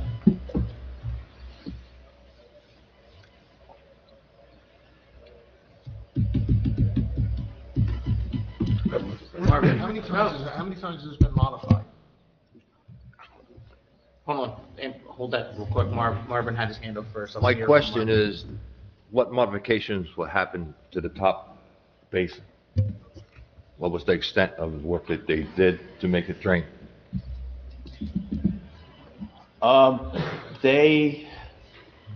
So there has been times where when you initially install the sand, a layer of silt accumulates on the top and prevents installation. So the first time around, they tilt that sand layer, and I think this was when we were first talking about this thing 18 months ago, that work was done.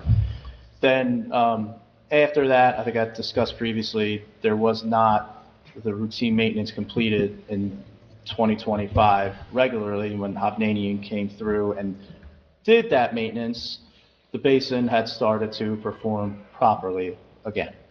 So to answer your question, no modifications were done to the upper portion. There were, to my knowledge, 2 modifications completed. The first one had to go back before the board to convert the lower portion of the basin to a wet pond because they encountered groundwater during construction. The second modification was the installation of the maintenance or overflow pipe that we discussed that goes from the upper portion of the basin to the bottom portion. The bypass. The bypass, yeah. And that's an approved So there was acceptable some method. from the top to the bottom. That was approved by, I believe, Pannoni. So the top layer, top basin has K4, K5 sand in it? K5 sand in it, yeah. How thick? I believe it's 6 inches of sand. Okay. So do you feel that in 5 years, if you have to pull the bond, the maintenance bond, the performance bond, whatever it is, there's enough money in to cover that? Yeah, that's generally how the bonds are calculated. In 5 years?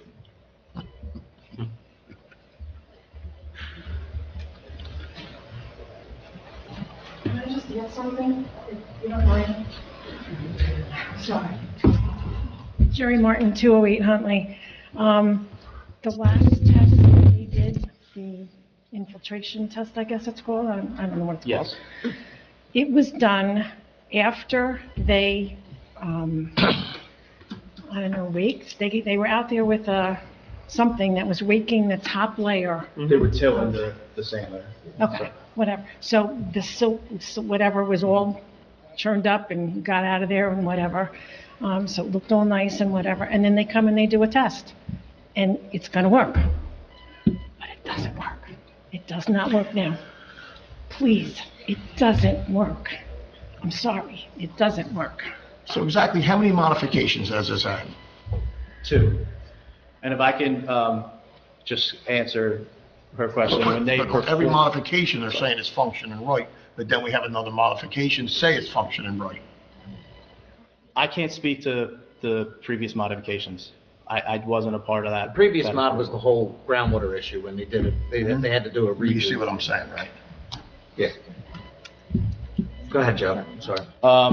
The infiltration testing was completed under that sand layer. So they conducted 4 infiltration tests. They actually removed the sand and completed the infiltration test in the soil underneath of the sand layer, and that soil was infiltrating. So the tilling had no relevance? to No, the tilling just infiltration loosened test. up the Yeah. sand above it. Mr. Dilks, you agree with that? I do.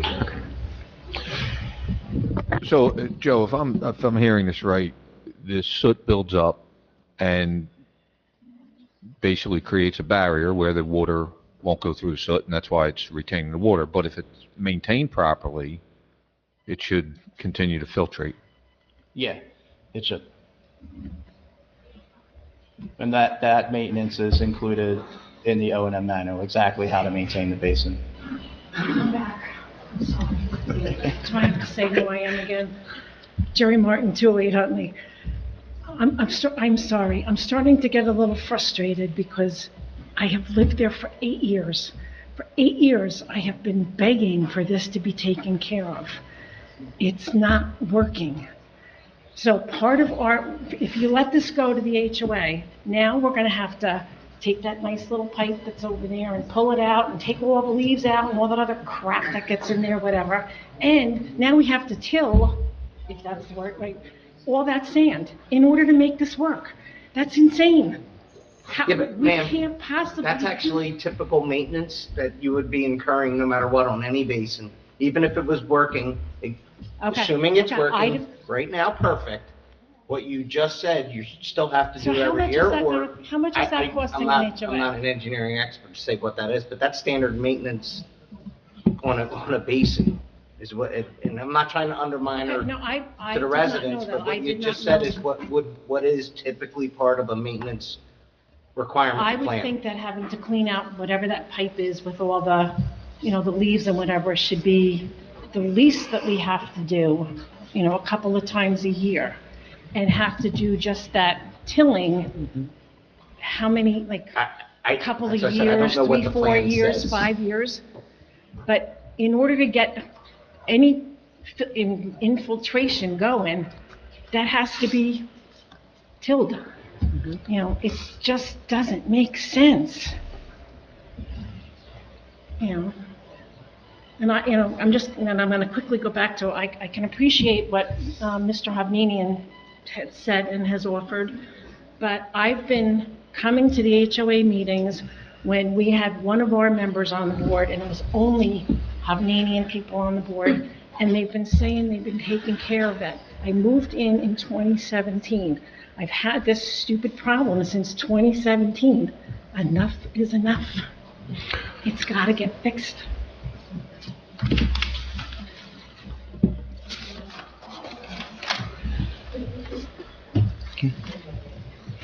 If I could just add one other thing, and I know that residents are frustrated with this because they feel like it's been neglected. I could say Mr. Havanani being here actually speaks volumes, because typically when we have these issues come up and we've had these retention basin issues, the developer didn't want to come any place near town hall when we were having these discussions. So I can appreciate him being here, and I can appreciate him committing to meeting with us to go over 208 and 212, to do that. But again, I guess the main portion of this is this performance bond, which, has to be voted on this evening. So,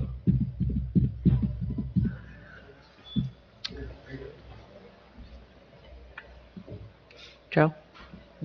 I'm good, no further comment. Again, unless you guys have questions. Mr. Hovnamian, if this is approved, you agree to sit down with, you agree to sit down with the homeowners if this is approved with a transition plan?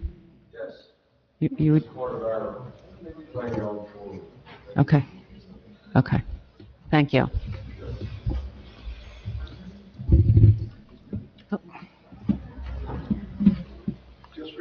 No, that's okay. State your name and address for Joe the, McIntyre, 404 Castle Bay. I live in Sterling, Penn. Do they have to vote on this tonight, or is it legally able to be postponed? That is my legal recommendation, that It's a this legal be recommendation, but it can be postponed legally. That my legal recommendation is, as solicitor of this township, is that these resolutions be voted on tonight. And I think I mentioned earlier, anyone can go against my recommendation at any point, but for best protections of the township and its taxpayers, my recommendation is for the vote to proceed But tonight. they could postpone. My recommendation I is that understand it what your be, recommendation is that it be voted on tonight. Okay, thank you. is there anyone else wishing to speak on this issue or any other issues, any other resolutions? We're not to, right, we're not to ordinance. Not to ordinances. I'm Yeah. sorry, I'm so, You've been very patient, but we're almost there. okay.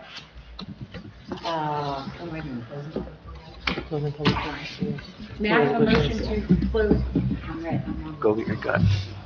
I'm on red. I'm on red. May I have a motion to close public portion? Motion. Second. All in favor? Aye. Whatever. Any opposed? Okay. Public portion is closed. May I have a motion to bracket resolutions R40 to R78, 2026? Motion.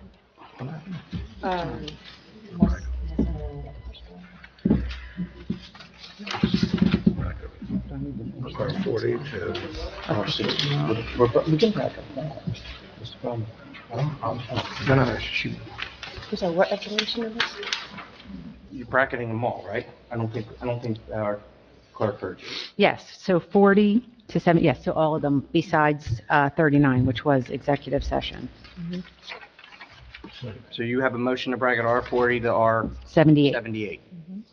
Is that what you needed, Eileen? I wasn't sure if you said motion. Okay. Okay, thank you. 40 forward, so All of them except for the executive, which we already voted on. we're all back to 78. Yeah. Excuse me. You have a motion on the floor? I do. Motion to bracket. I have a motion to bracket. And I motioned. Second. All in favor? Aye. Aye. Any opposed? May I have a motion to approve Resolution R40 to R78, 2026?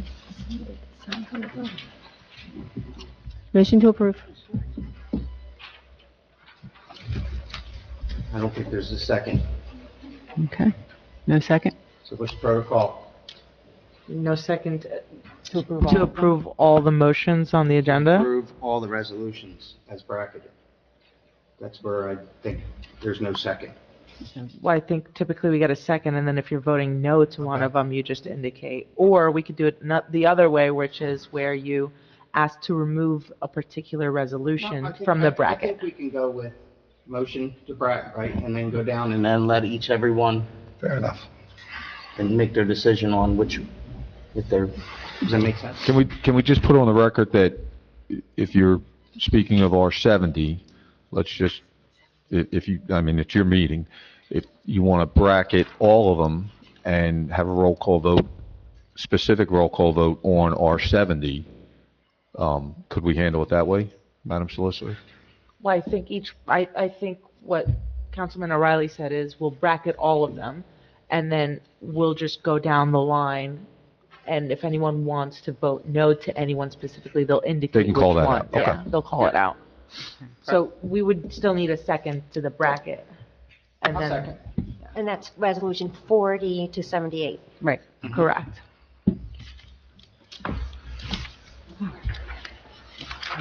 So we had a motion. We have a And I second. seconded it. That's it. Thank So you. now we have a motion to approve. Motion to approve. Now we have a motion to approve R40 to R78, 2026 on the floor. Motion to approve. All? Let's take roll call. Roll call, Roll but call. thank you. Right. Let's take a roll call. Roll vote. call vote on this, on the resolution. And if you're voting no on a particular resolution, just outline which one that is. The assumption is going to be that you're voting yes on all other non-mentioned resolutions. Is that clear? That's clear. Yes, yes, it's clear. So, Madam Roll Clerk, call. right? Yes. Madam Clerk, can we have a roll call vote, please? Mr. Cope? No to 70, yes to everything else. 7226, no. Mrs. Fox? Let me just make sure I got my number right here. Yes to 70. Yes, So is that yes to everything? yes. Okay.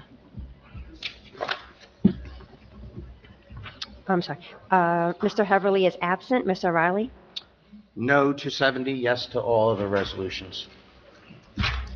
Mr. Rossi? No to 70, yes to all other resolutions. Mr. Valentine? No to 70, yes to all the other resolutions. Mrs. Adams? I recuse myself from R40, and then also no to 70.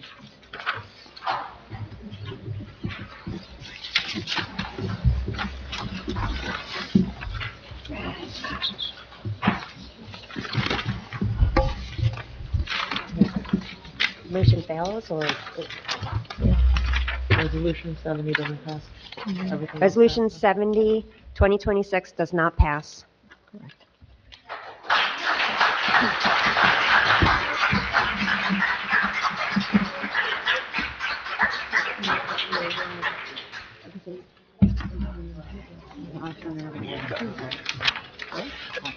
I now turn this meeting over to our ordinance chair, which is, Should we take a 5-minute break? Yeah. all right, we're going to take a 5-minute recess at the moment.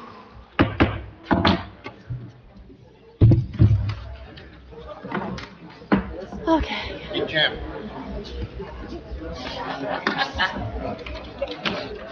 No, Mary. No, it's I could have. Okay, We ready to roll? this meeting's now in session. I turn this portion of the meeting over to our ordinance chair, Acting. acting ordinance chair. All right, can I get a motion to open public portion on the ordinance is scheduled for second reading this evening? Motion. Second. All in favor? Aye. Opposed? All right. Anyone wishing to speak on ordinance is scheduled for second reading? First up to the podium gets it.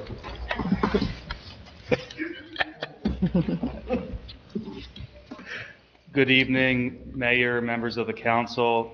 Thank you for the opportunity to speak. My name is Greg Greenberg. I'm an attorney with Laurie Seagerman and Associates, and we represent Colonial Estates, a manufactured housing community in Monroe Township.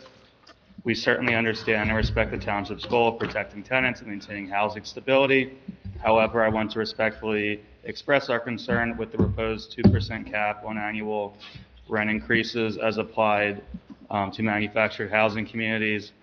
That figure does not appear to be grounded in any clear economic or factual record, and it is significantly below the long-term inflation levels. Over time, a cap this low can make it difficult to keep up with rising operating costs, maintain infrastructure, and reinvest in the community. I would also note the state has recently enacted a comprehensive statewide framework with a 3.5% cap administered through the Department of Community Affairs, and the parties are currently engaged in good faith discussions toward resolution. I firm and you met today, had an agreement in principle and have another meeting scheduled for February 3rd. In light of that, we respectfully request the council table this ordinance until after that meeting, so the township can consider a balanced approach aligned with the new statewide standard. Thank you for your time and consideration. Mr. Greenberg, I note that we did receive Ms. Greenberg's letter earlier today, Yes. a few hours prior to the meeting. And it was, in fact, forwarded over to all members of council and township administration, along with a letter from Council Chris Hanlon of Hanlon, Neiman, and Wright, noting the almost the same position as it relates to the second reading of 02-2026, and noting some proposed revisions to same. And I believe Ms. Tomlin is here on a separate matter, but I just, yes. Nothing further to say beyond what Mr. Hamlin's letter says with regard to the proposed change. Thank you. And just for the record, again, both letters were forwarded to council in advance of the meeting. And without divulging too much information, because as you noted, there is pending litigation, proposed settlement. But what is the harm, if any, of the second reading passing through? So we feel that we want to wait until we can meet in the future, and also wait until after the legislation goes through, so then we can reapproach this at that point, rather there be anything on the books at that point, so we can finalize the settlement or anything else. Obviously not going into that, but going forward. Okay, but again, why can't we proceed with second reading? Because again, this is second reading. It's not a first introduction. It's been it was already introduced at the January 7, 2026 meeting, and again, scheduled for second reading tonight. If a proposed resolution were to come forth February 3rd, why can't an ordinance memorializing said resolution be enacted be passed through for first reading, at least on the February 11th meeting? And then any ordinances adopted tonight, wouldn't they be rendered moot if we were to come to some sort of agreement at that point? They would, but we're objecting until we come to an agreement on it, is our stance. But on what basis? We could have come to an agreement earlier. Well, we're trying to come to the table, and we are trying to reach an agreement. And we will see you at the table on February 3rd. Okay, thank you. Thank you.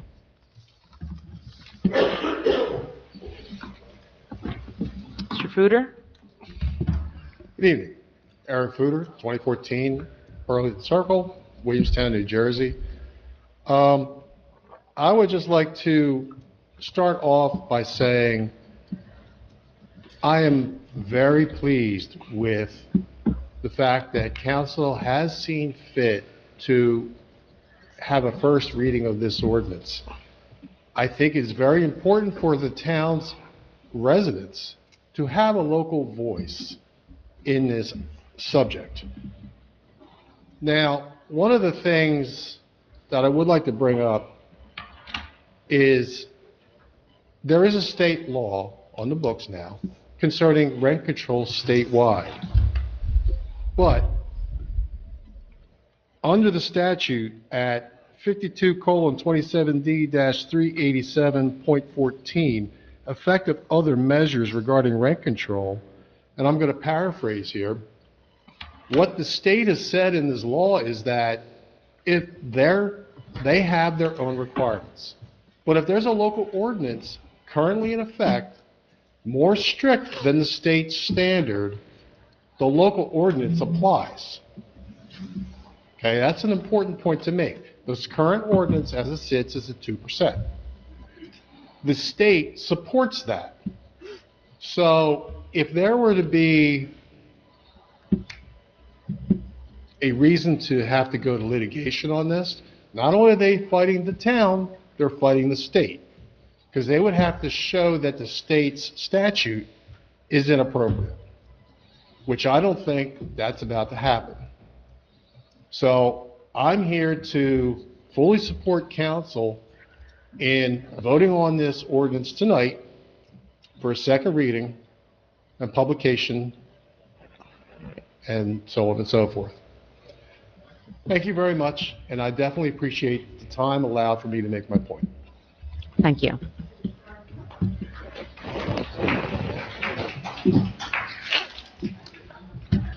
Anyone else from the public wishing to address council on ordinances for this evening? Seeing none, can I get a motion to close the public portion? Motion. Second. All in favor? Aye. Opposed? All right.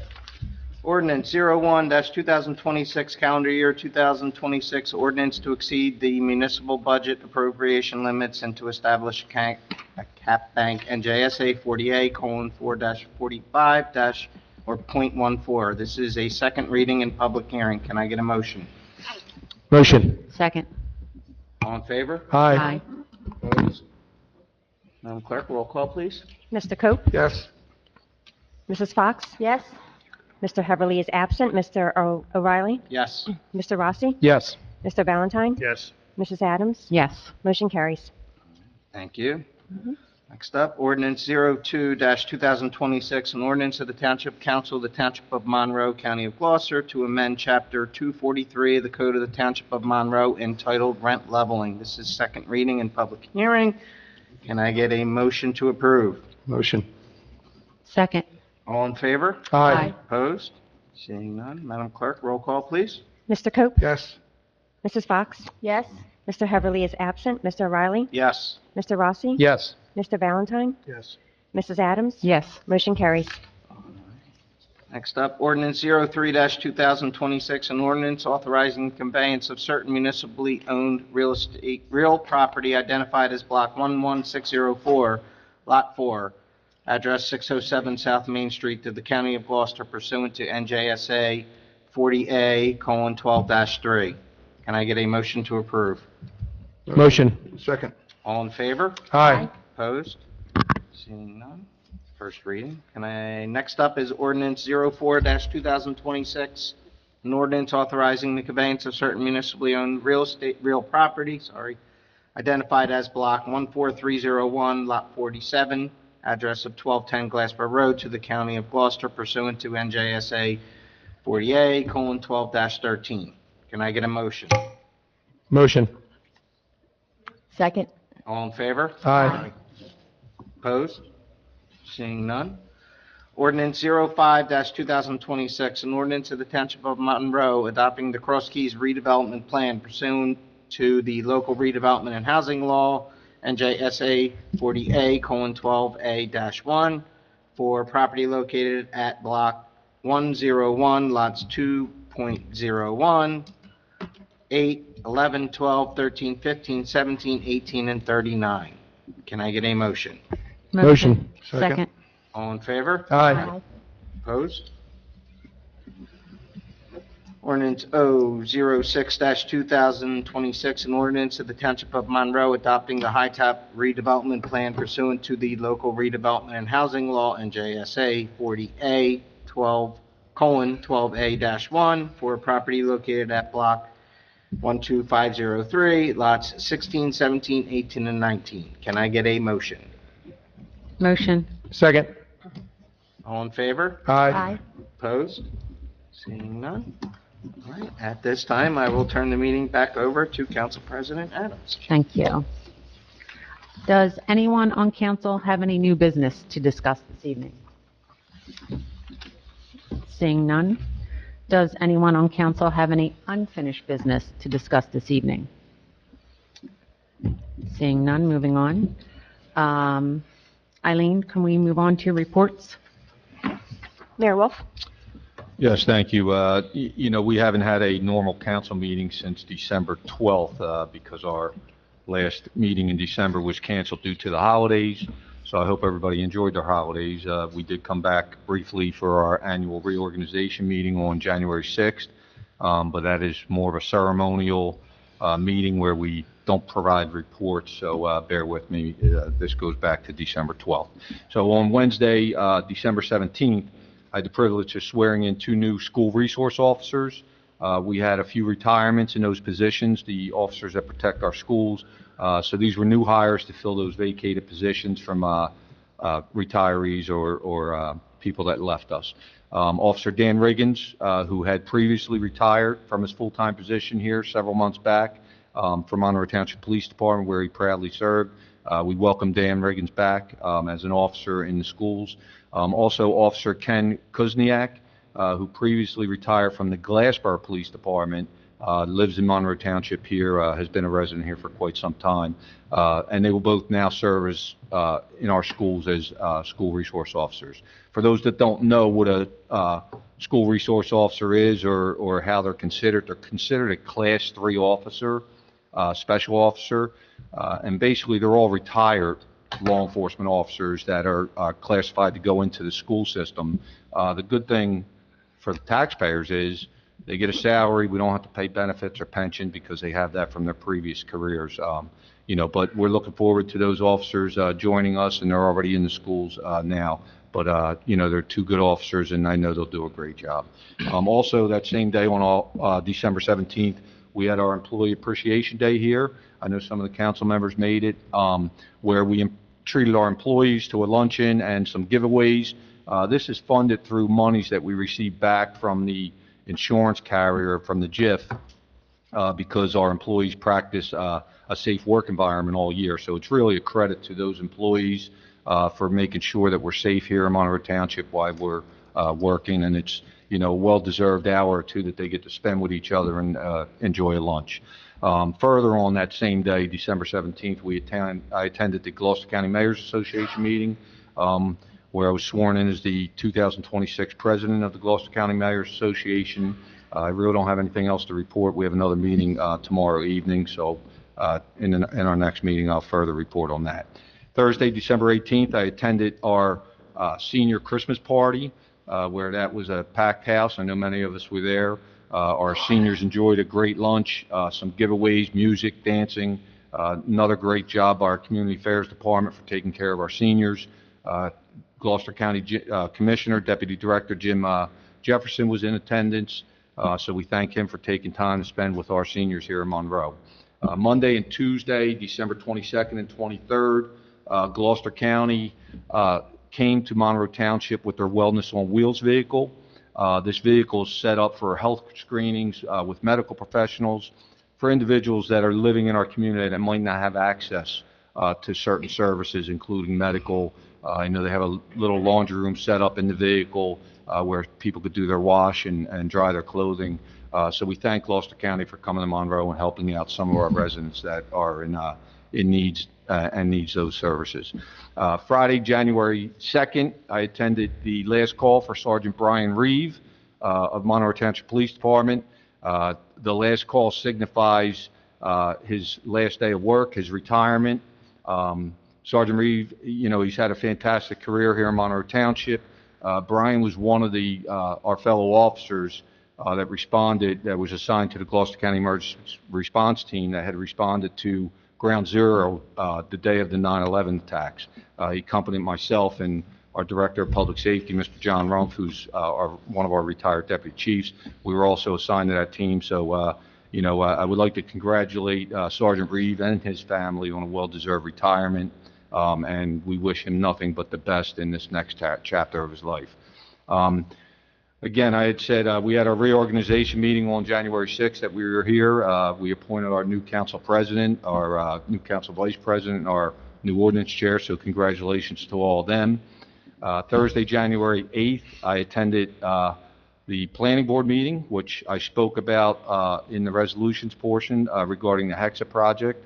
Hopefully with us putting this back to the planning board to put some safety securities in there and, other measures for the environment and for our residents.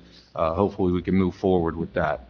Thursday, January 22nd, I attended a ribbon cutting at Cedar Grove, which is an assisted living facility located on the Black Horse Pike by Corkery Lane. Cedar Grove opened a new wing. It's a ventilator wing. From what I'm being told, it's the largest in the state of New Jersey. I know they must be doing a good business because I believe all 180 beds are full, unfortunately, but they do a great job there, and congratulations to Cedar Grove, and we wish them the very best. Other than that, I had 17 other meetings since we last met, and I officiated 6 weddings. Lastly, as everyone knows, this past weekend, we got hit pretty hard with the snowstorm. I truly appreciate all the kind remarks and those that thanked our workers on social media and, thanking the men and women that were out there doing their very best in some very bad conditions. Also, I unfortunately saw a lot of negative comments, about people's driveways being plowed in and the icy road conditions, and all that. First and foremost, this storm was rough. It dumped over 8 inches of snow. On top of that, the storm changed to freezing rain, which creates an even more treacherous situation and conditions, making it very difficult to clean up. Days prior to the storm's arrival, we had several meetings organized through our Office of Emergency Management. These meetings included our police department, our volunteer fire, EMS, some county services were on there, our road department, public works. And listen, we were prepared. Our workers came in immediately and began plowing operations. Unfortunately, due to the significant snowfall and vehicles that were still parked in the roadways on our residential streets, the changeover to the freezing rain, it was very difficult to manage. I know some people say, how is, this road clear, but the back roads are not? And I have a simple response. When you go out on certain roads, like the Black Horse Pike, it's maintained by the state. Others are maintained by Gloucester County, both of which have more resources and more access to salt than local governments do. Also keep in mind, the roadways on the residential streets, people failed to remove their cars from the street. Our ordinance says it. The plow trucks now have to work around those vehicles, making it very difficult. The residential roadways are a lot tighter and more difficult to maneuver, especially the cul-de-sacs, where some of our regular equipment, the bigger trucks, can't get down into the cul-de-sacs, so they have to bring front-end loaders to do those. So we did ask from the beginning for everyone to be patient. We have hundreds, if not thousands, of miles of road to be cleared in our township with over 8 inches of snow and ice. It's not an easy task considering all those conditions. I stand here and will happily applaud our workers and thank them for doing their very best that they could, taking all this into consideration and all the curveballs that they were thrown during this whole snow removal process. I also want to thank the first responders for their bravery. We have 2 all-volunteer fire departments, which is a huge benefit to this township. They put on duty crews for this entire storm. And what that means is these volunteers left their homes, slept at the fire department, both of them, or all 3 of them, I should say, and spent time away from their family to be ready and prepared to go out on calls. These men and women, they gave up their own time away from their families, their homes, and again, they knew they were going to receive hundreds of calls. The brave volunteers, they also responded to all the medical calls with the EMS, because at times when the EMS is responding, they can't even get into homes because of the snowfall. So the firemen, who are all volunteers again, were out there shoveling walkways and driveways just to get the EMS in there. It was great to see the type of teamwork by all the paid employees plus the volunteers. Personally, I know there was a situation next door to my son. He even helped the fire personnel dig out a driveway, because they had a medical emergency there that unfortunately ended tragically. So with all that, I'm asking all of our residents to also thank and applaud these efforts instead of complaining about them. I know residents can also help us out by doing a few things. Follow our ordinances, remove the vehicles from the roadways when we have these storms, because that will greatly help out. For those that don't want snow plowed into their driveways and they're not intentionally doing it, when they come down the roadway, they can't stop at every driveway. It's impossible because they will be out there for weeks. pushing snow, if they stopped at every driveway. But if you can kindly clear 20 to 30 feet both directions of your driveway in the street, then that snow will no longer be pushed in front of your driveway, or it'll at least drastically reduce it. Some of the other things that we could do is, as soon as the plow trucks come by, go out and remove the snow from your driveway before it freezes over.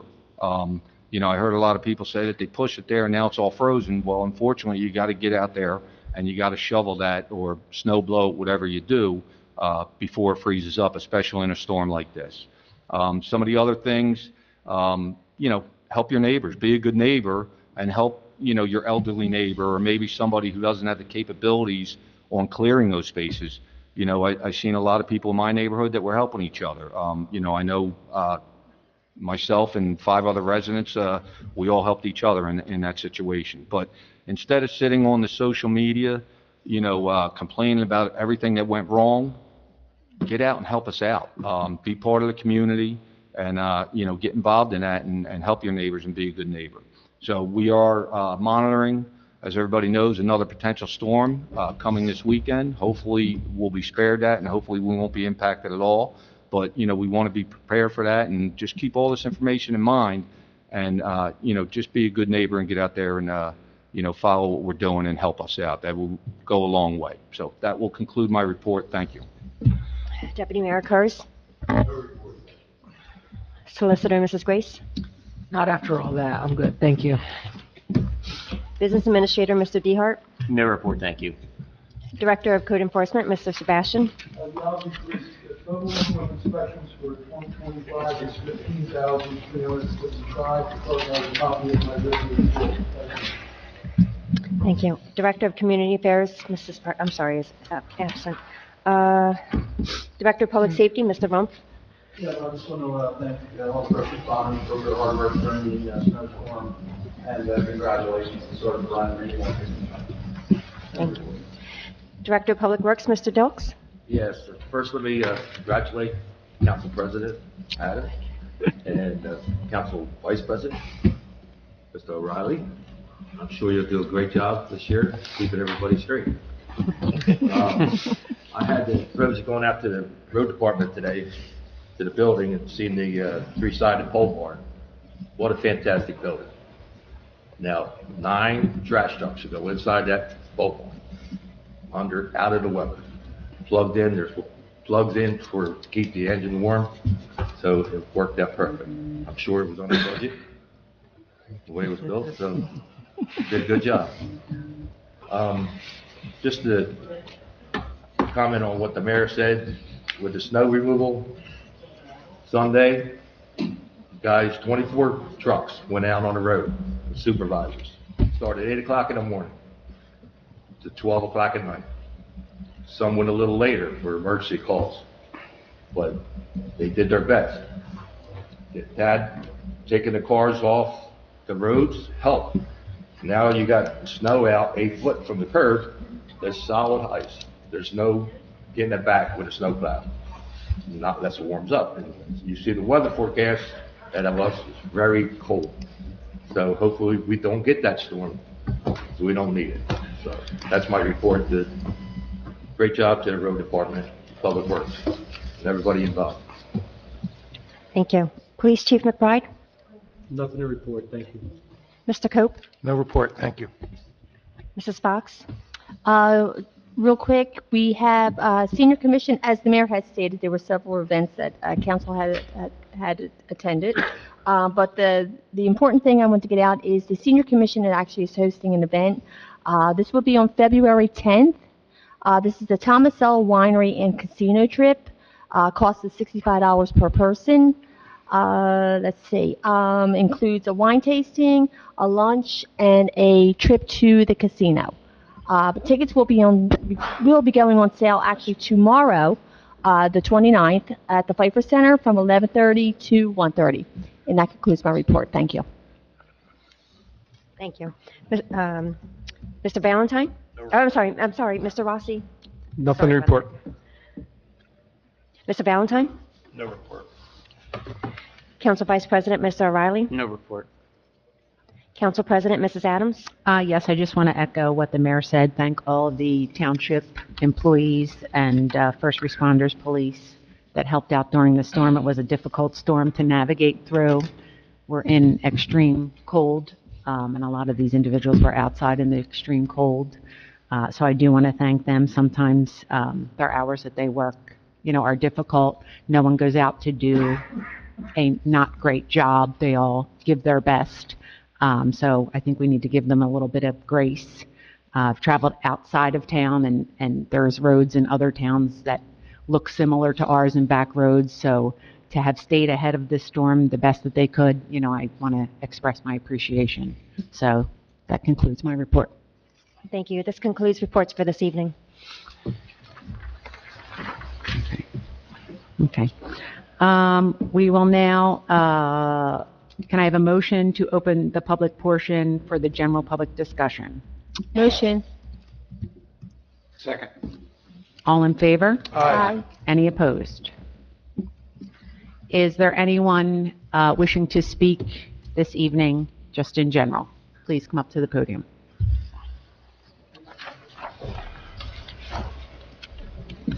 Members of the council, Mr. Mayor, Eric Pooter, 2014, Burley Circle, Williamstown, New Jersey.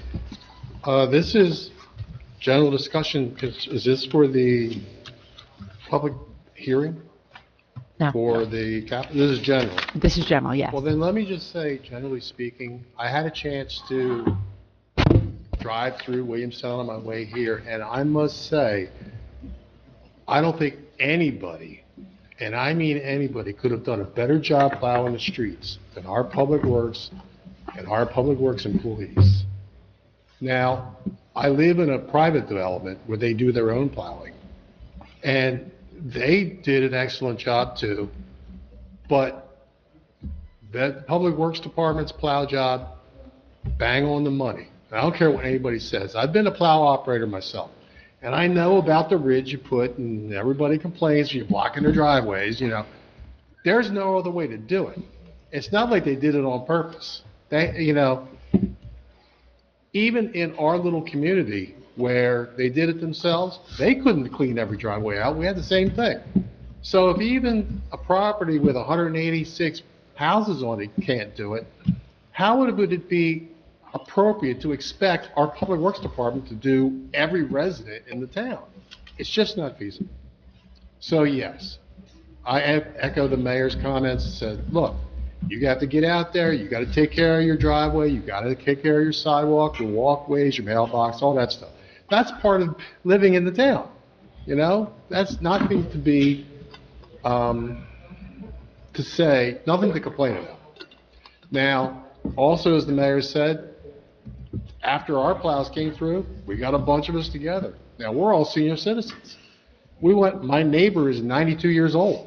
We went right across, cleaned her out, cut that ridge out, cleaned off her driveway, struck off her, and went to the next one. Cleaned them off, went to the next one.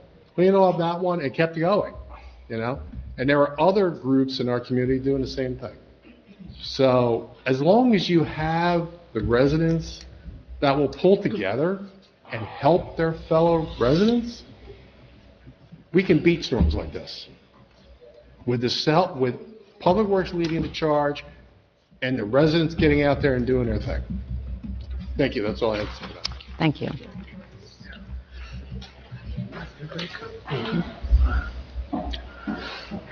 Is there anyone else this evening?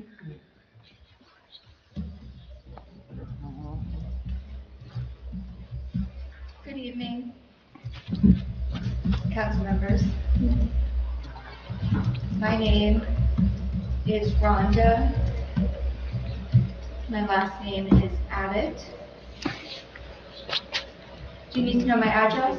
Yes.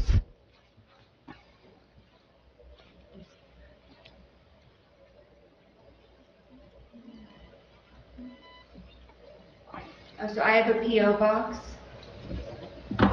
4644 in Cherry Hill, 08034. Do we need actual resident?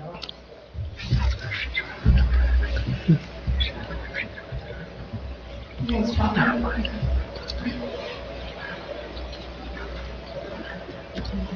I don't know if you've heard of Gallaudet University in Washington, D.C. Have any of you heard of it? It's a university for the deaf. Are you aware? No. In late deafing, started to become deaf after 10 years old. And I did go for 2 years at University of Florida, and I transferred to the deaf school because of my, it's in Washington, D.C., Maine Liberal Arts College for the deaf. The president signed your diploma. I'm sure maybe nobody here knows that in 1896, the Gallaudet football team, the Bison, they invented the huddle. The huddle that we know today came from Gallaudet University. Proud of that.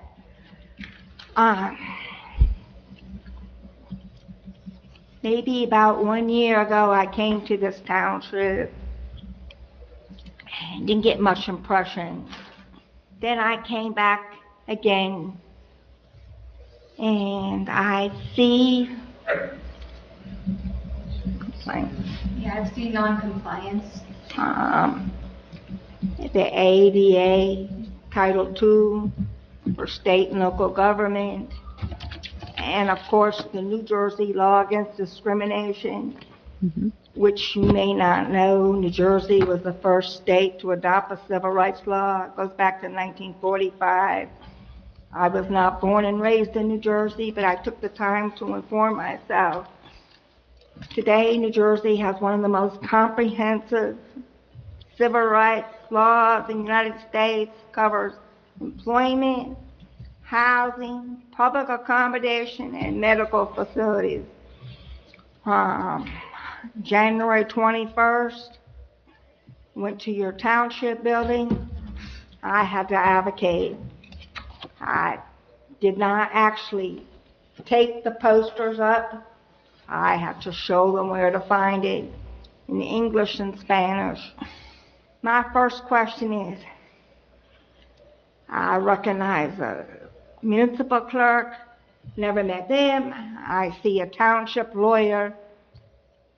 I don't know really how any of you could go into your building and not notice that the current poster was not up. I mean, it seemed like it fell on me.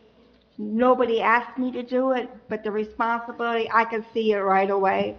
I don't understand how a township lawyer couldn't even notice that. Could somebody explain that to me? If I may. Yeah, I was going to say. Yes. So when she came to the office, she did speak to several. Jim DeHart, I'm the business administrator. When she came to the office that day, she did go speak to HR. She did stop at the clerk's office. And from what I saw, HR helped her quite a bit. However, she's saying that the posters were expired. None of the posters actually have an expiration date on them.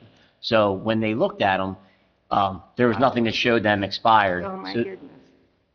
So she did show them on the website where she could look at new ones, and there were some newer ones, but none of them even have expiration dates. So it's not something that you would see and think it's expired because it doesn't have it. And the new forms were looked at, but they're really the same information, maybe a new print. But that is the way it was explained to me from my HR coordinator. Excuse me. Sir, with all due respect, your excuse is just a little too flimsy for me. I've advocated to the 14 poster, which became 15. 15 became 17, 17 became 18, and 18 became 2022. If I can do this, you could do this. You only had one poster, I think, on the third floor. You didn't have anything on the first and second. You can make all the excuses that you want. I'm going to be 67 in May. I'm not going to mince my words. As far as I'm concerned, somebody failed. Now, that day I was here, I had a meeting with the detective. I don't know what happened to the communication. I said I'll help her get it up in your police lobby. They still don't have it up in the police lobby. I went back on the 21st, not up in there. I went back On the 22nd, it's still not up. And tonight before the meeting, it's still not up. And I blame the chief for that. I don't understand how a chief of police, I don't understand how to follow the ADA Title II, state and local government, and New Jersey law against discrimination, which affects the police department, their programs, services, and activities. You can make all the excuses that you want. I question, are people aware that under the ADA Title II, if a township has more, at least 50 employees, at least 50 or higher, they must appoint ADA Title II coordinator. Now, if you have less than 50, you still have to comply with the law. But if you have at least 50, I want to know.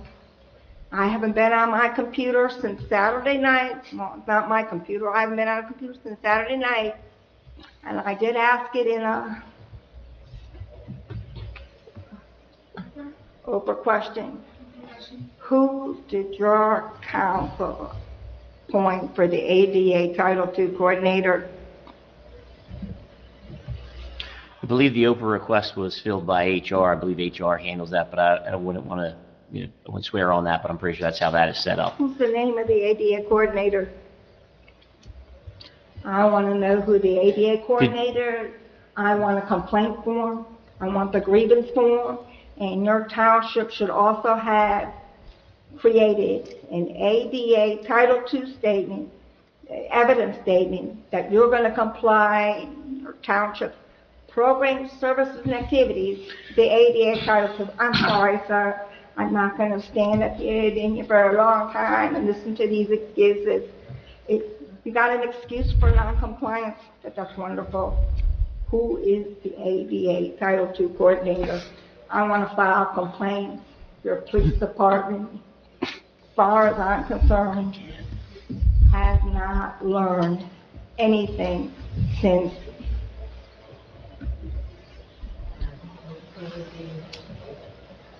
Mendola versus Monroe Township. Hasn't learned anything.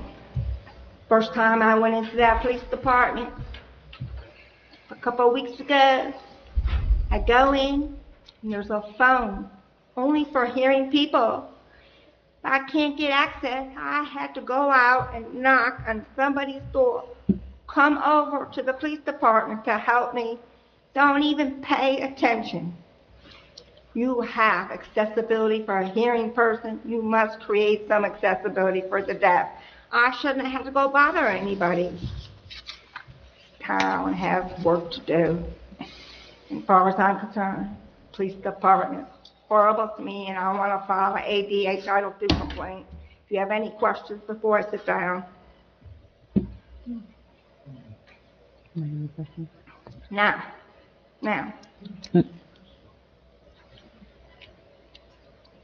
you're not going to do these things. Just send it into Washington, D.C. I can't complain in Monroe Township because they never appointed an ADA Title II coordinator.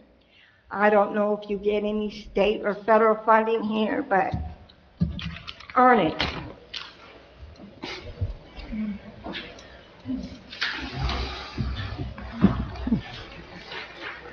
Is there anyone else wishing to speak this evening?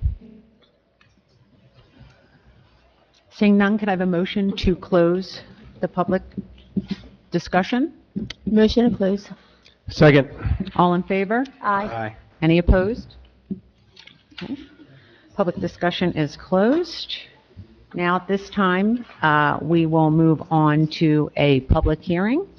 Remand to council, major capital improvements, increased application for Friendly Village, remanded by the court, continued from our council meeting of December 10th, 2025. Ms. Tomlin?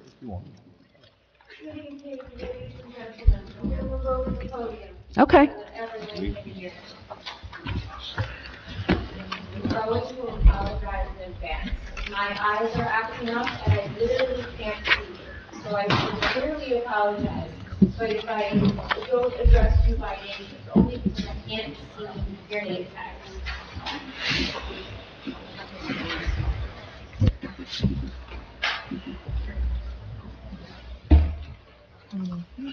Good evening, ladies and gentlemen, and thank you for your time this evening. I'm going to attempt to be as brief as possible.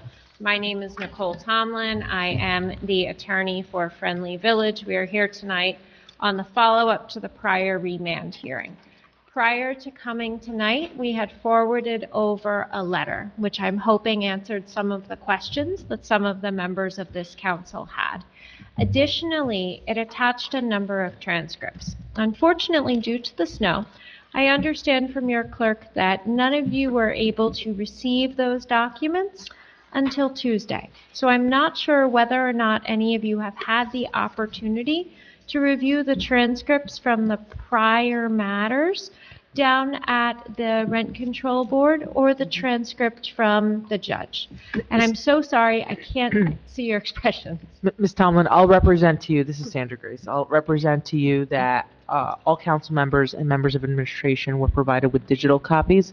I believe there was some sort of different mishap than last time as to the physical documentation, but I have in fact confirmed with council members and, again, administration that the July 29, 2024 mini index was received, and the August 19, 2024 mini index was received.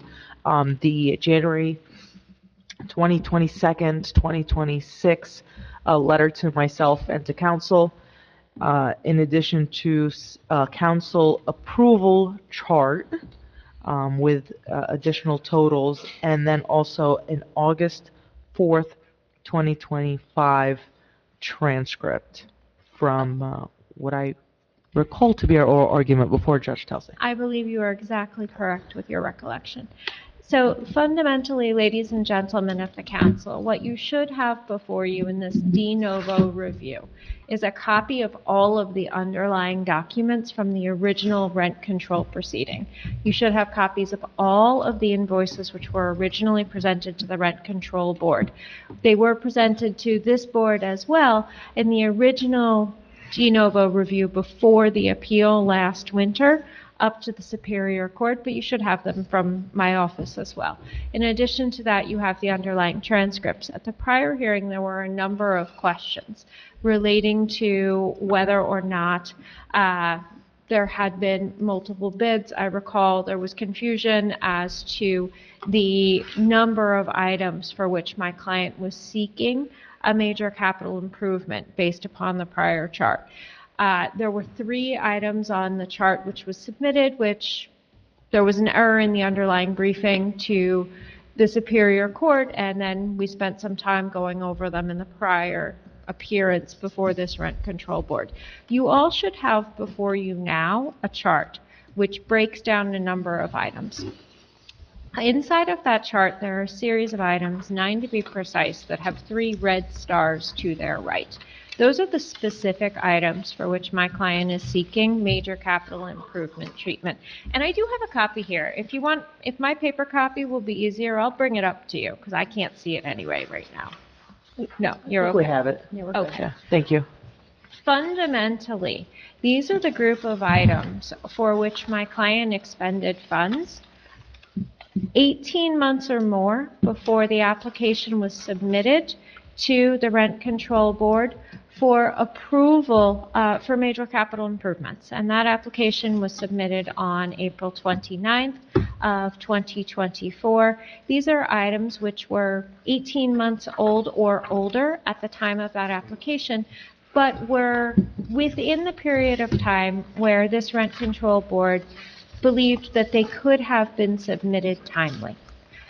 On the appeal up to the Superior Court, what the judge said is that the decision that was made was arbitrary and capricious, in that my client could have had absolutely no way of knowing that even though the ordinance says in Section E that the specific items are to be considered on a case-by-case basis, that they would not in fact be considered. And as a result, the remand was for specific findings of fact. Now I'm going to apologize to all of you, because when I said I couldn't see, I meant it, literally. What the judge said is, but their own ordinance said, we need to look and address each individual bill.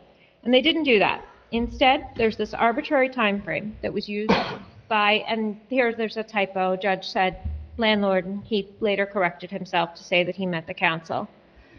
Then I couple that arbitrary time frame with the good faith of the landlord here, which was to start the project before the adoption of the ordinance by proceeding as they normally would.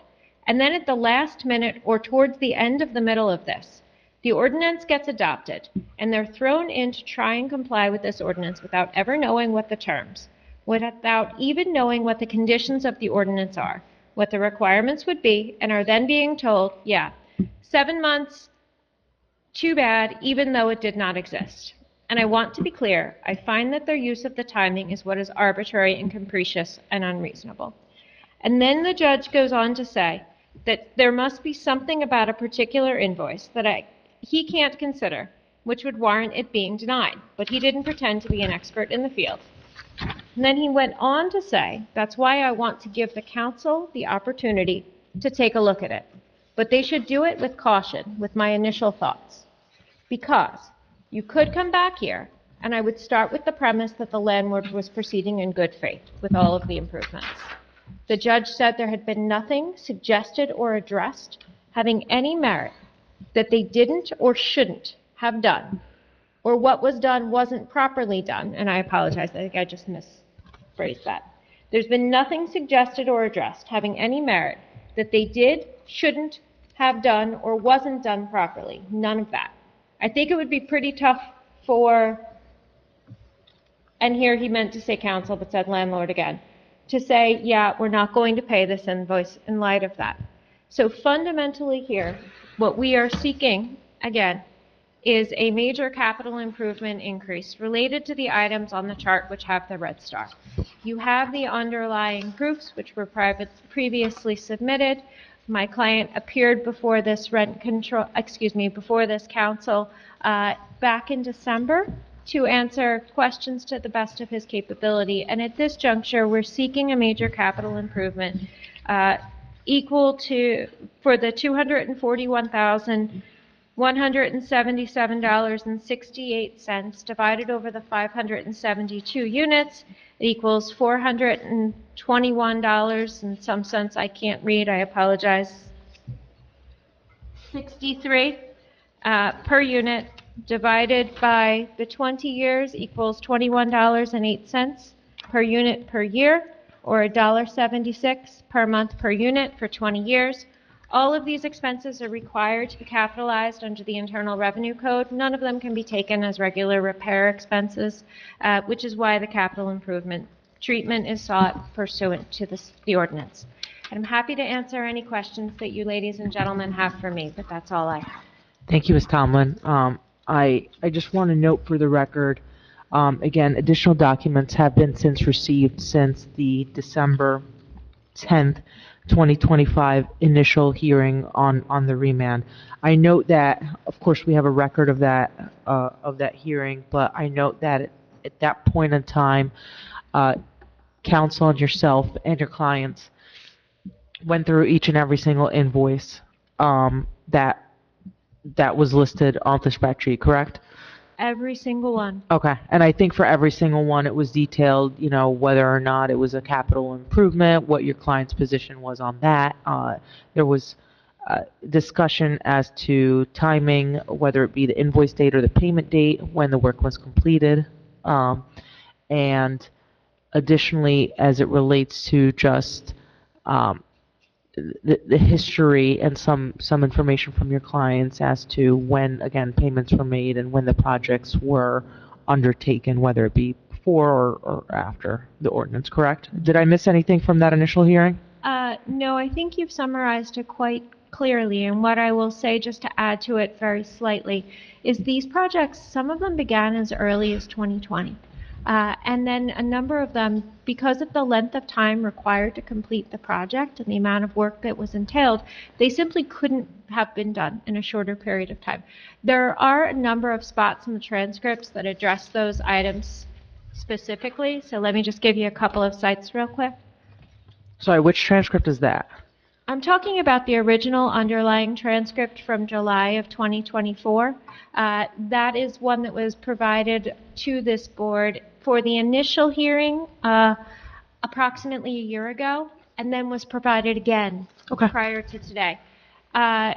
Specifically, the transcript from July of 2024 on page 20, line 23 through to page 21, line 25, details the fact that these were multi-year projects.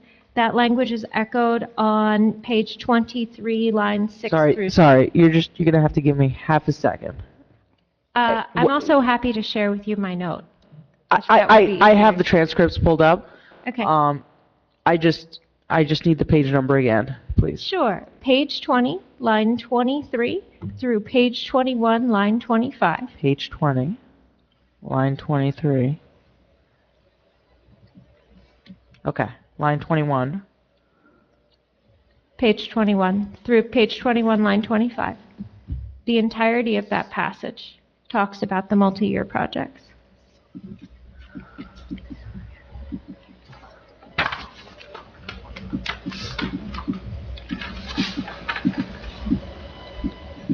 And just let me know when you're ready for the next one.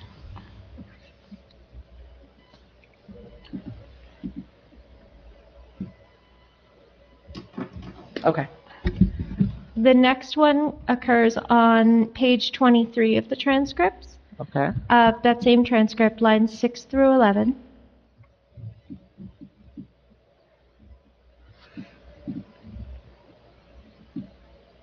Okay. And then there's a further discussion of the paving project that goes through page 23 of the transcript, line 11, and begins again on page 27.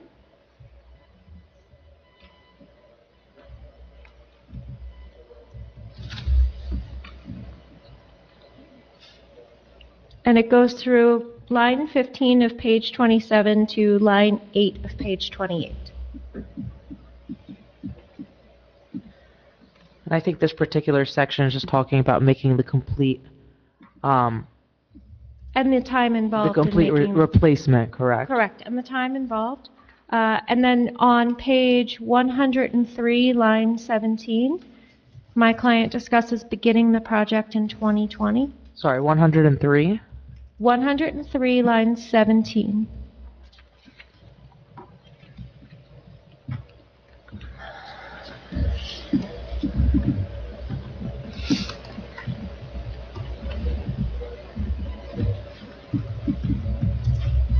Okay. Addressing your comment a few moments ago about major capital improvements, my understanding is that many members of this council might be familiar with the Internal Revenue Services requirements. But fundamentally, in the event that a property owner or a business owner is making an investment which is over a certain dollar amount or extends the useful life of a piece of real property, a building, a piece of machinery, over and above a certain length of time, the taxpayer is not permitted to deduct the expenses of repair. Instead, they're required to capitalize the expense. And what our rent control statutes and ordinances like this one here in New Jersey do is they incorporate major capital improvement language, and then they allow the taxpayer to recoup the cost of that major capital improvement through the ordinance. And the reason that they do that is because they're trying to incentivize the taxpayer, business owner, who owns the piece of, in this case, real property, to engage in a pattern of maintaining and improving the property for the benefit of the tenants.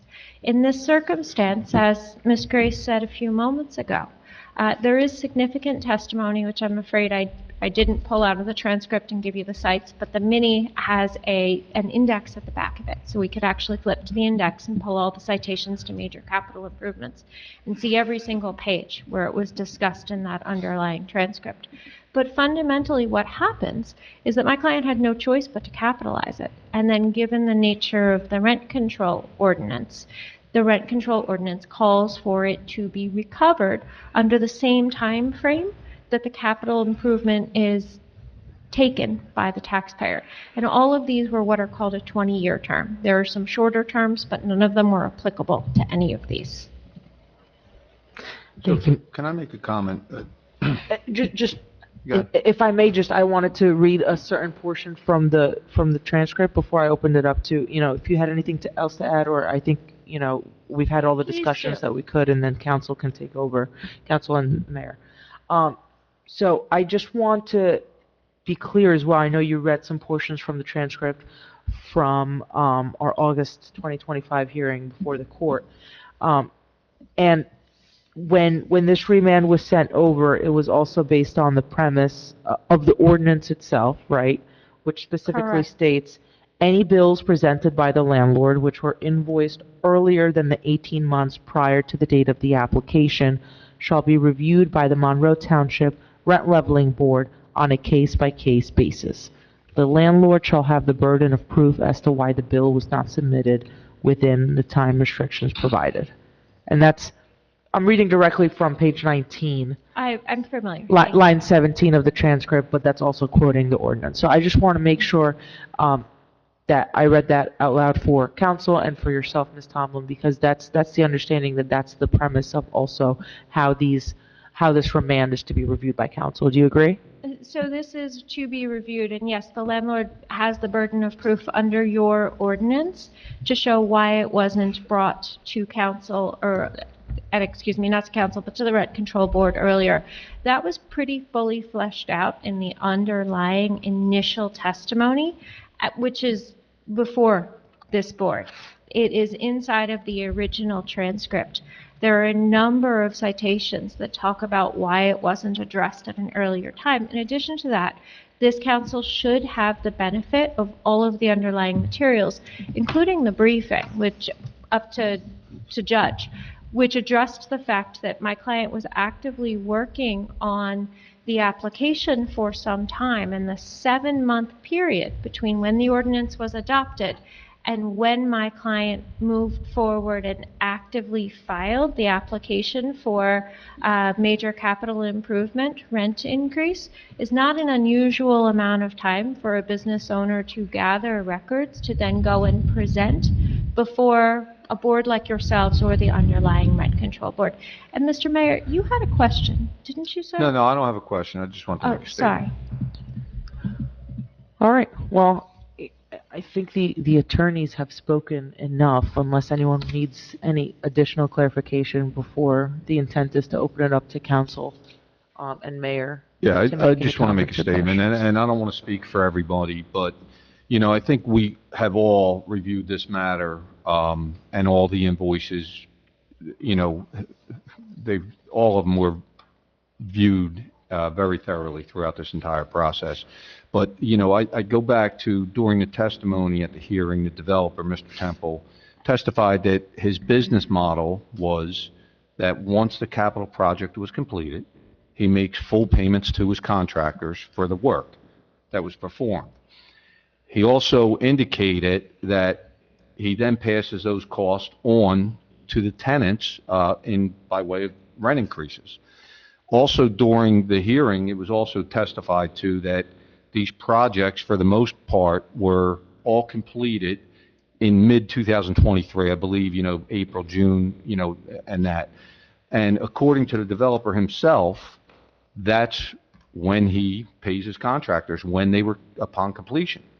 Then in January 24, we'll call it 6 months later, the developer indicated that he increased the tenants' rents by nearly 9% that year, which is about 6 months after the projects were completed. Later that same year, I believe it was October, November-ish of 24, is when the ordinance was adopted, well after the projects were completed and well after the tenants received a substantial increase of almost 9% in their rent. We feel, at least I feel, that the developer has already paid for these projects through the substantial rent increases that he imposed back in January of 24 that will now never go back down. Even after the projects are completely paid for, whether it's 20 years, the developer had also testified during his testimony that the rent doesn't get reduced when the project or the note's paid off. This seems like Mr. Temple is double dipping here. it because of this pass-through option that we created in the ordinance after he had already been collecting these payments through the significant rent increase. Now he's coming back for a pass-through on stuff that he's already raised the rent for after the projects were completed. And that's all I have to say. Thank you.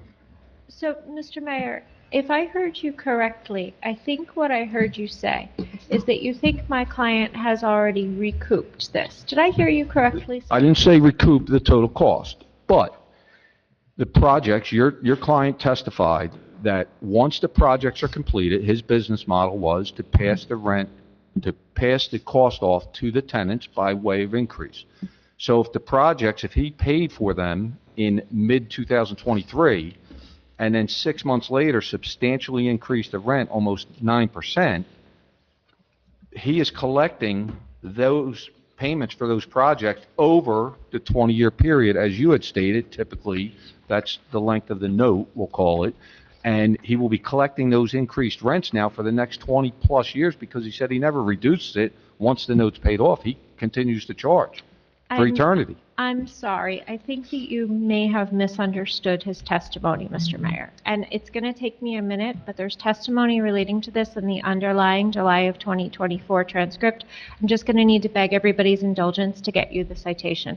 Fundamentally, what he said in July of 2024 is when the projects are completed, then at that point in time, he would have traditionally gone in and sought a rent increase. But at that point in time, by the time that all of these projects had been completed, because again, this municipality, as you know very well, sir, adopted its ordinance in 2023. These projects weren't completed in 2023. They were still ongoing. By the time the projects were finally completed and my client was ready to do that, to pass along that cost to the tenants, he testified, and I'll find you the site inside of this transcript, sir. He testified that he didn't have the opportunity to because the rent control ordinance had passed, and that's why he was seeking the major capital improvement treatment. And I just need your indulgence for a minute or two, sir, and I'll find you that site, okay? Because I think that was what I heard you saying, right, sir? Well, the ordinance went into effect in the late, fall of late of 23. 24. The projects were completed in 23. I think we're 1 year off of both of them. Yes, October 2023 is when the ordinance was enacted, but Correct. these invoices, most of the payment dates are in 2022. So I think we just 22, added, okay. yeah. Right, and that's because they were part of larger projects, sir. So there are a group of invoices that were approved because they were for the work that was either A, within 18 months of the date of the ordinance being adopted, or B, so far back that there was no way that my client could have possibly provided them with 18 months. Because, for example, that paving contract began in 2020. But I believe that the invoices are dated mid-22, and I stand corrected, I said mid-23. That's But okay. Go ahead. right, the invoices are dated So mid-22, these which they were paid. And These Mr. in- Temple testified that once he paid the invoices, he would then pass that off in rent increases, No, which would make sir, sense. when in- he finished the project, when the project was finished, because, and I understand that there's been a lot of moving parts with all of this rent control, and it's super confusing. Fundamentally, the paving project is the biggest of these expenses, and it's a whole series of invoices from Swift and Sons. What you're looking at and I hope you have the spreadsheet that we sent over, because it's broken down with the invoices which we're here to discuss today, which are the ones with the red stars next to them. And then there's a series of other invoices that were approved and that were still ongoing. The paving project, oh my goodness, it was not, the invoices related to the paving project weren't finished until, it looks to me, sir, like February of 23. And then the ordinance was adopted by this municipality a matter of months later, in October, if my memory serves me. But let me find you that site, sir. But I want to be very clear, because I think there was a statement about invoices that could have not been possibly conceivably submitted to the Correct. board. Those were approved. Yes. Those are not currently They're under not currently consideration. before us. What's currently under consideration, with the understanding that the main point of review is not simply just timing, right? Not the 18 months. But to make the record very clear, what subsequently happened is what's before council on remand right now are effectively invoices which could have been submitted within an 18-month time frame. That's correct. Okay. So things that were older than 18 months at the time that the ordinance was approved, this council approximately a year ago approved. And that's the small group of them that are in yellow on that sheet. Then there's the group of them on that sheet that don't have any stars next to them and aren't in yellow, and those are the ones that were approved by the underlying rent control board. We're here for the limited number, those 9 of them, that were, for example, 18 months and 1 day too old, but not so old as to have been 18 months and 1 day old when the ordinance was adopted.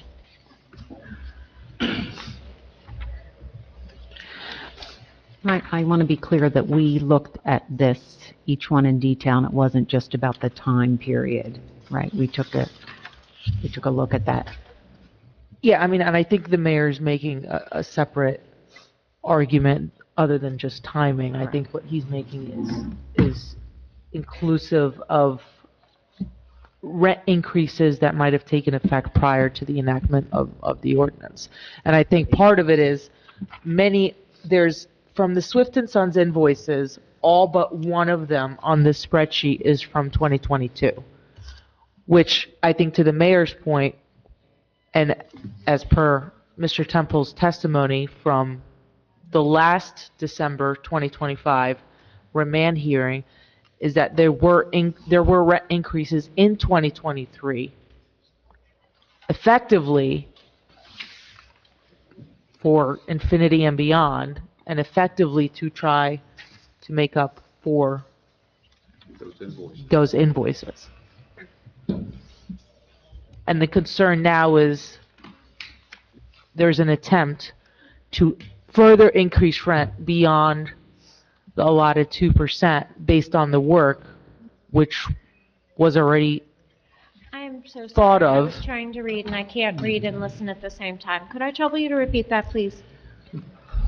So what I was saying is, I think and Mayor, you can correct me if I'm wrong, and I don't think you're just simply looking at timing. I think what the mayor's saying is all but one of these paving invoices were paid in 2022. And our understanding, or the mayor's understanding, of Mr. Temple's testimony at the December 2025 remand hearing is that there were rent increases in 2023, which took into consideration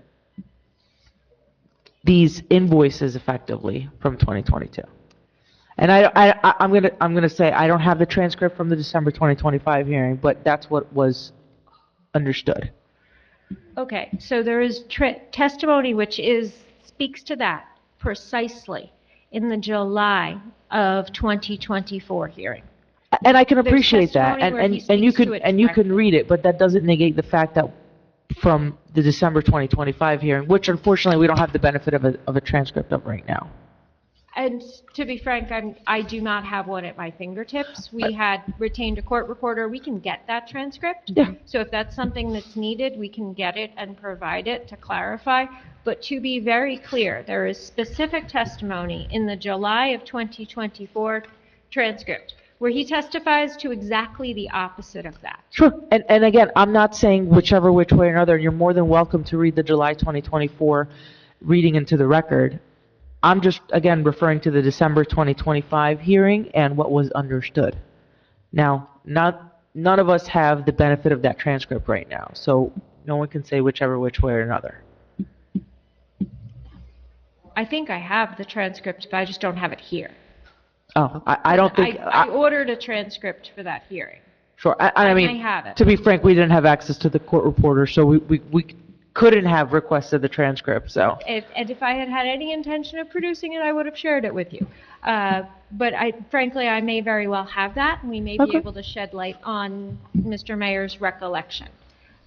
However, I was attempting to locate that citation. I'm just having a lot of Go ahead. trouble reading tonight. Would it be beneficial to take a 5-minute break? No, because I still can't see. Okay. Do you want me to look it up?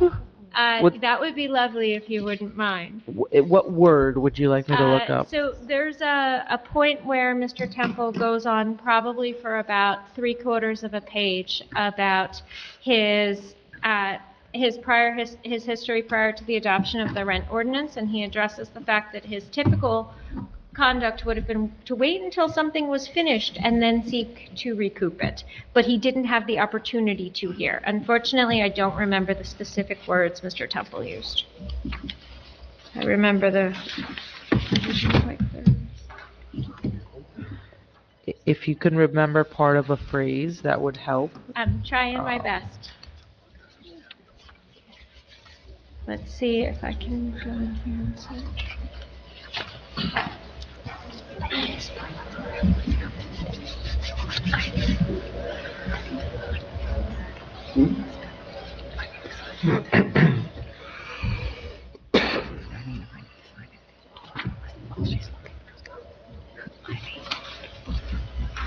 Penny, while she's looking for stuff, do I need to sign anything?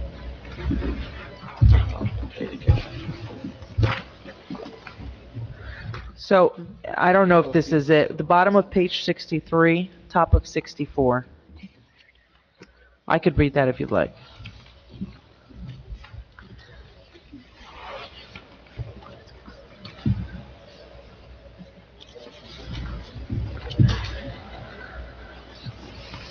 Okay.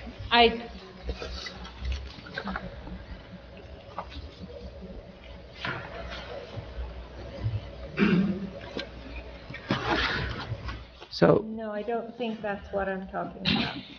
so actually, I'd like to read this one into the record. Mr. Temple, we had no knowledge of any rent control ordinance when we started making our improvements to the roads in Friendly Village. Like I said earlier, typically for the past 50 years, if we had made improvements that we thought were a benefit to the residents, we would pass them through along with possibly an increase in January, no questions asked.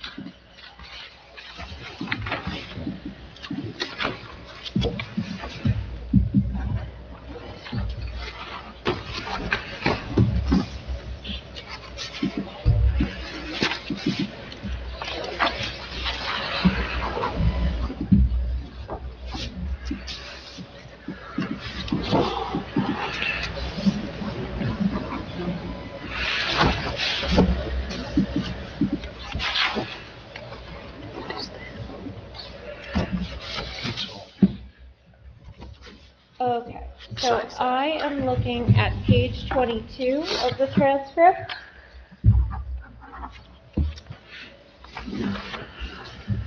And I'm beginning at line 16. And what my partner, Mr. Hanlon, is asking a question. And his question is there a difference between the date of invoicing and delay?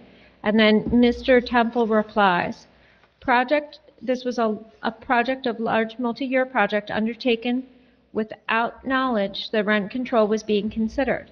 We didn't have any indication. Our plans to pass these community improvements to the tenants in the normal fashion became impossible.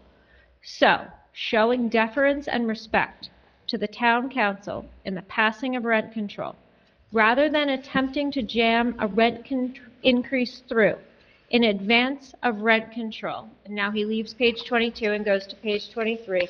We waited. We studied the ordinance. We came back and submitted this capital improvement, capital request per the ordinance and its terms. So I think that addresses the application, right? But again, I think what the mayor was referencing was historically, right? And as I read from other portions of the transcript, without rent control, it was already passed through to the residents in No, January. not in this case. My client's testimony was absent adoption of a rent control ordinance. He would have passed it through. Correct, so But these he did invoices, not. 2020, he's talking about, that couldn't have been possibly conceivable until October 2023 when it was enacted, right? Because your client's also arguing that they weren't made aware of the ordinance until it became effective in October, which means, right, that in 2022, when rent control was nowhere in sight, that they would have made increases in early 2023 accordingly. So what he says on line 20, page 22, is our plans to pass these community improvements to the tenants in the normal fashion became impossible. So, showing deference and respect to the town council in passing rent control, rather than attempting to jam a rent increase through in advance of rent control, we waited, studied the ordinance, and came back and submitted the capital improvement. I fundamentally disagree with your interpretation. You're free to make your own, but I fundamentally disagree with it. Okay. We can agree to disagree. Mayor, and you said the increase prior to that was 9%? Excuse me? Was it 9% the increase? Nearly 9. I believe it was 8 point something. It was nearly 9%. Would that have been early 2023? January 20. January 2023. January, February, whenever the rent increases would typically go in. Okay. Thank you.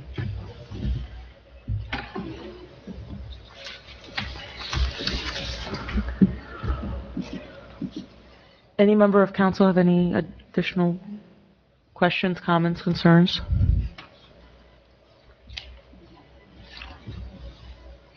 Ms. Tomlin, any other areas which you would like to direct council's attention? Again, they've had the transcripts, your letter, and the additional The only table. final point that I will make is that council is to consider each and every one of the invoices. There is underlying testimony which was presented at the rent control board hearing, the initial one.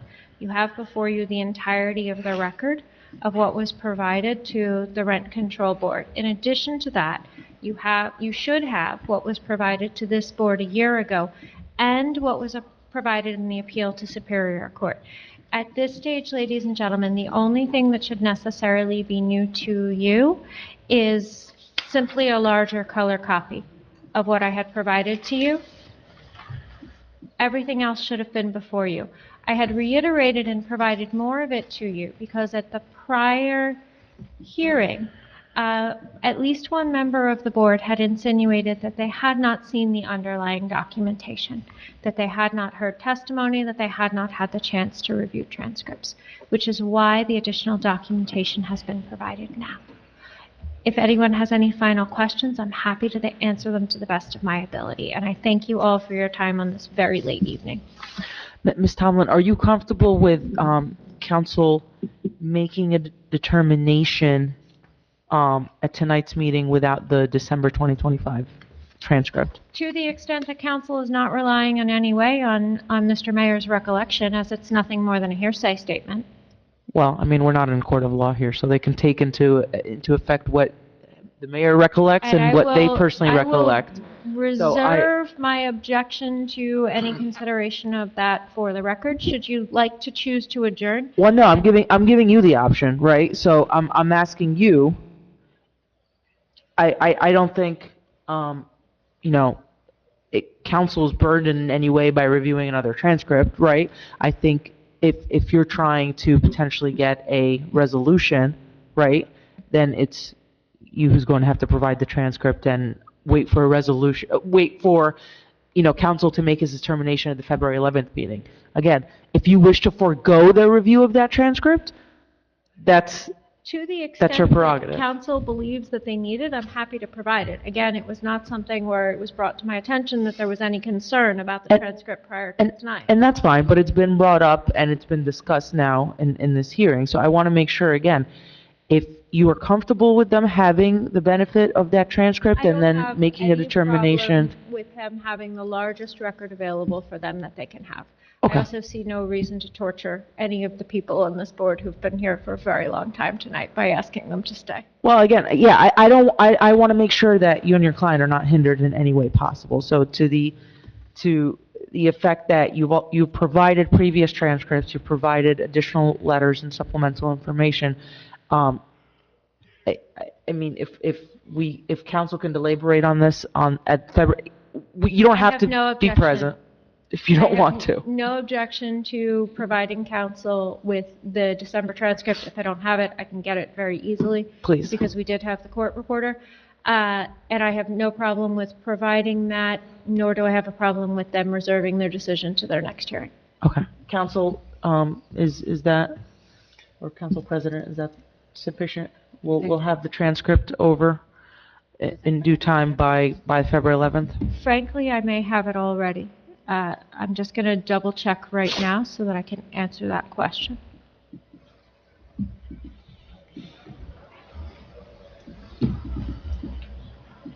I know we're going to have a packed agenda on the 11th, so I don't know if you want to move it to the 25th.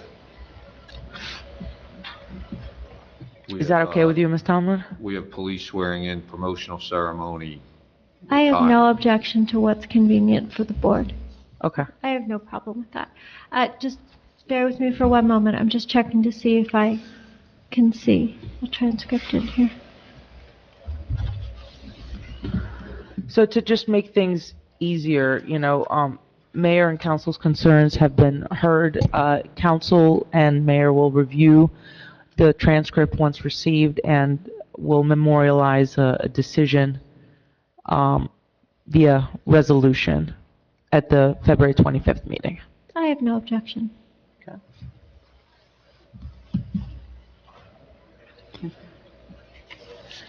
What's my action here?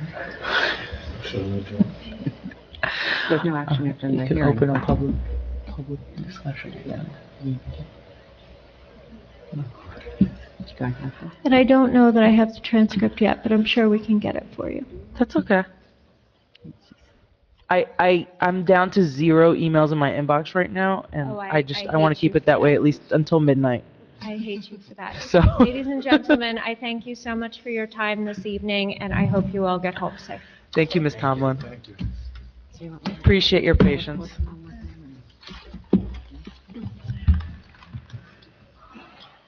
Okay, is there anyone in the public wishing to speak after that hearing?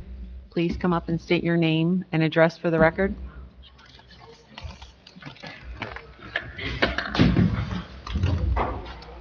Good evening. My name is Eric Footer, 214 Burlington Circle, Williamstown, New Jersey. We are discussing Just the, solely limited to the hearing. And the bill, yes. just the hearing.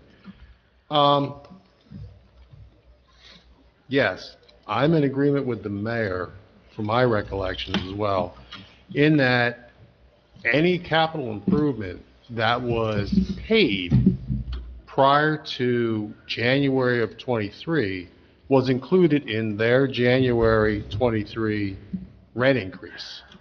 As the ordinance didn't go into effect until, or wasn't, strike that, wasn't heard until October, okay, then the landlord had ample opportunity to add those capital improvements in the prior rent increase from '23, right?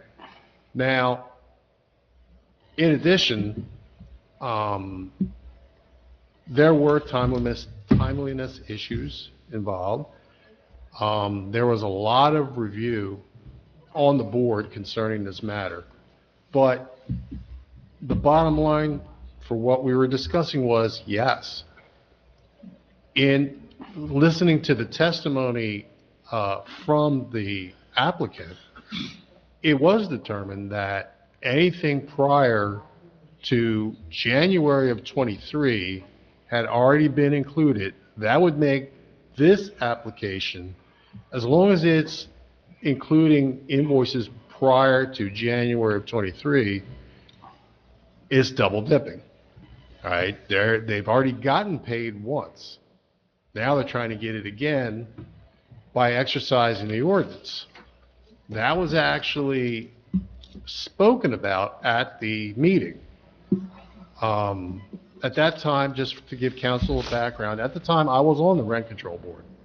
All right, so I remember this application very well. Now, the one question I would like to ask council is, it's my understanding from listening to testimony that there are 3 items on this spreadsheet that they're seeking. Is that correct? No, that's incorrect. Or, let me rephrase. Of the requests they're asking, is there one discussing debt service? No, Okay.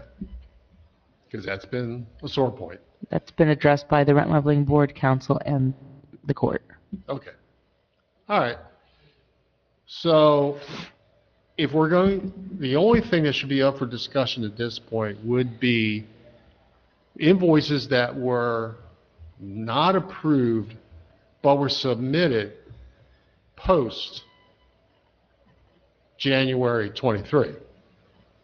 Anything prior to January of 23 would have been included in that year's rent increase. If it's after that date, okay, then it's reviewed, and is it appropriate? It goes to the board, it goes to council, it goes right down the line.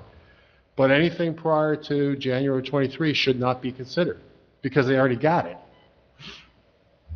Thank you for your time, allowing me to speak. Thank you. Thank you. Is there anyone else wishing to speak? Come on up, state your name and address for the record, please. John Romano, 405 Virginia Place, Williamstown, New Jersey.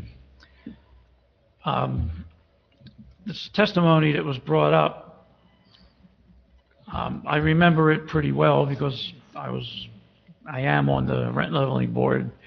And I remember that comment that Mr. Temple made about, we studied the ordinance. That sticks in my brain. We studied the ordinance. But wasn't that for what was proposed in that hearing, that application? Because I don't have the exact figure here in front of me, but it was to the tune of $700 and some thousand. Now, what he's asking for here, since you're saying the invoices are Swift and Son, I'm assuming it's paving, correct? Hello? Hello? I'm assuming it's paving? Mr. Romano, there was a packet provided. The invoices which were submitted are the ones which were denied by the underlying Rent Leveling Board and brought up to the council. So there's 3 for shuffleboard.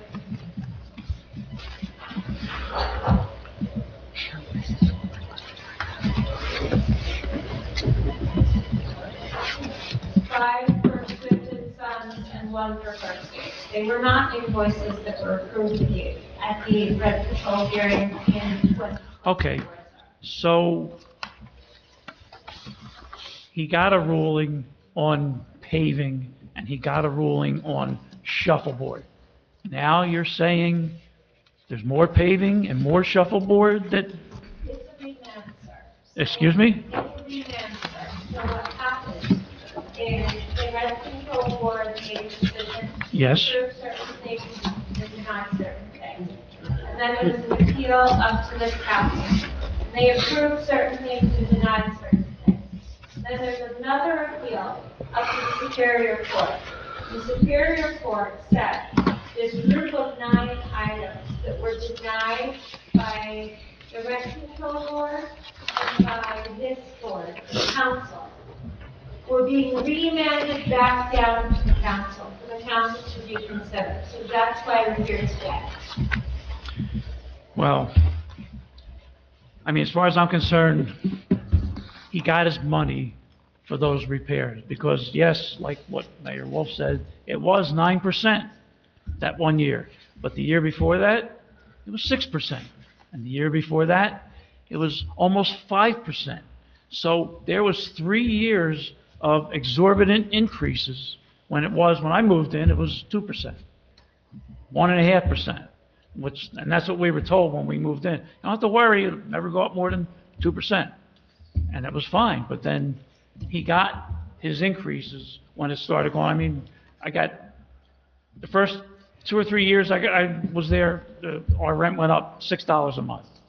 Then it was 12, then it was 17, then it was 37, then it was 56. So as far as I'm concerned, and I'm not speaking because this is not rent leveling board, even though I'm on the board, let it be clear, this is just John Q. Citizen here speaking about this. As far as I'm concerned, he got his money in those prior increases. Now he's trying to sneak in some more invoices that he said he forgot about or whatever. Morally, it's just not right. And morally, it's just not fair. So I hope the council will consider all of this, that it's just really not, it's not fair what he's doing, and I can't believe that we're standing here talking about this tonight. So one final question, if you don't mind. We got a increase letter for 3.5% that we're supposed to start paying on March the 1st. So now, since this new ordinance took place of the old one, and for right now we're staying at 2%, many of my residents and my neighbors and friends, they're asking me like, well, what are we going to do here now? What are we supposed to do? We're supposed to pay it, supposed to not pay it. So I don't know if you can give me any insight into what we're supposed to do here. We're supposed to, according to the letter we just received. What I could say is, our ordinance is still in effect with a 2% cap. 2%. So by right, we should receive another letter from our landlord canceling that one out and getting a new. I'm not sure what he's going to do, but if it's more than 2%, then it's a violation of our ordinance. Okay then, to be continued. Thank you very much. Thank you.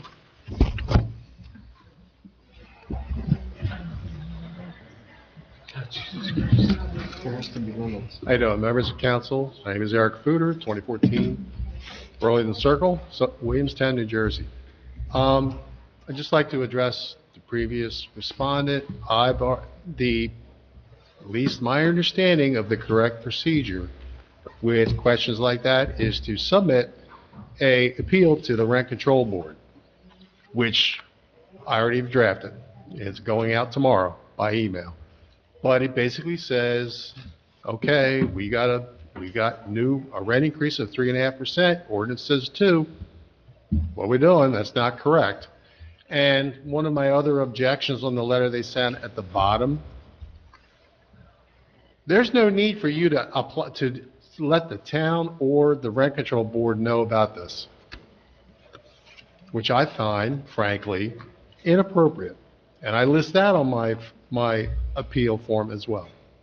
But I just want council to know that, at least for myself personally, I'm going to follow the procedure outlined in the ordinance as proper and correct. Thank you for your time. Thank you.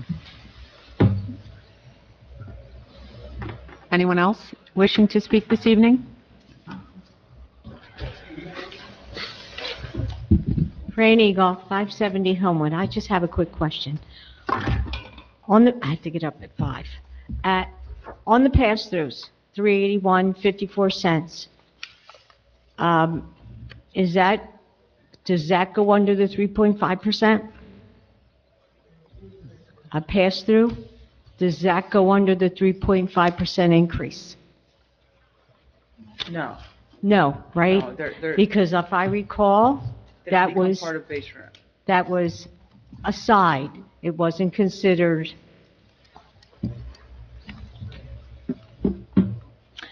So that's what I was wondering. If the 381 and the 54 cent pass-through was considered under the 3.5% that he wants.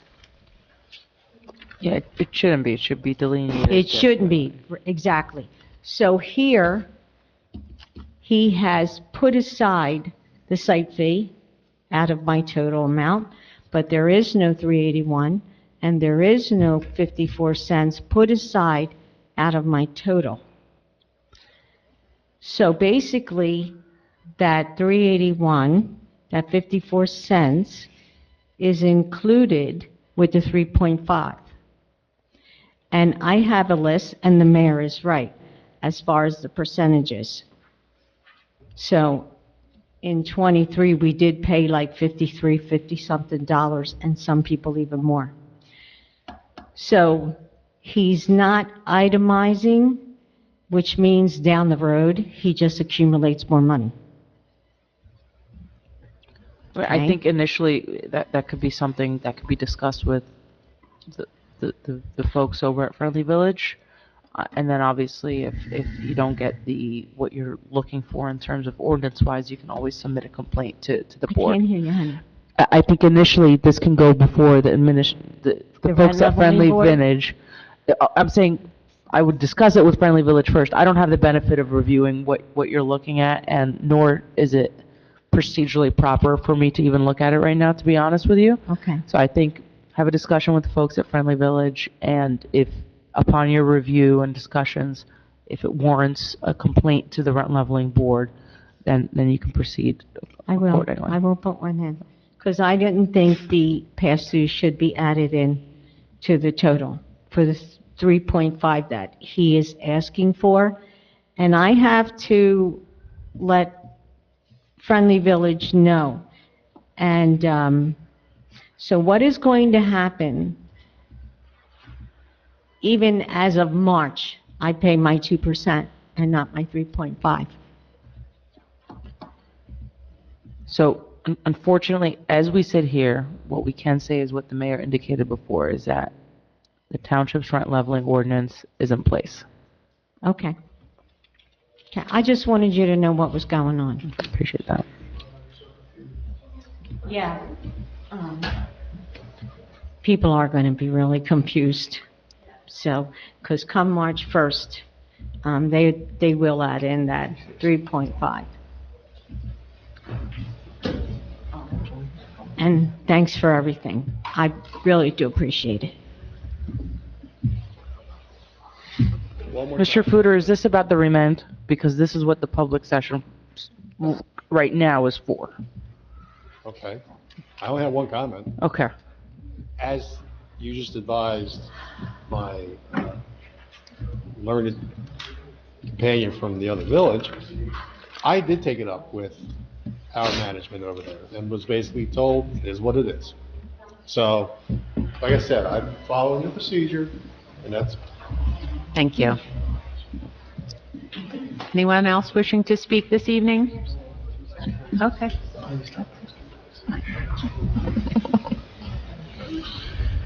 Diane Hardery, 465 Edgemont Drive, Williamstown. So it's set at 2% tonight. I hate to keep going over it. He was quick to get these letters out to us, which a lot of people that are complaining are not here but us. How will everyone know and what they have to pay? Does something come from this tonight to him besides his attorney? Like, Again, as we attorney? sit here right now, the township's ordinance is essentially what it has been for the past over a year and a half, right?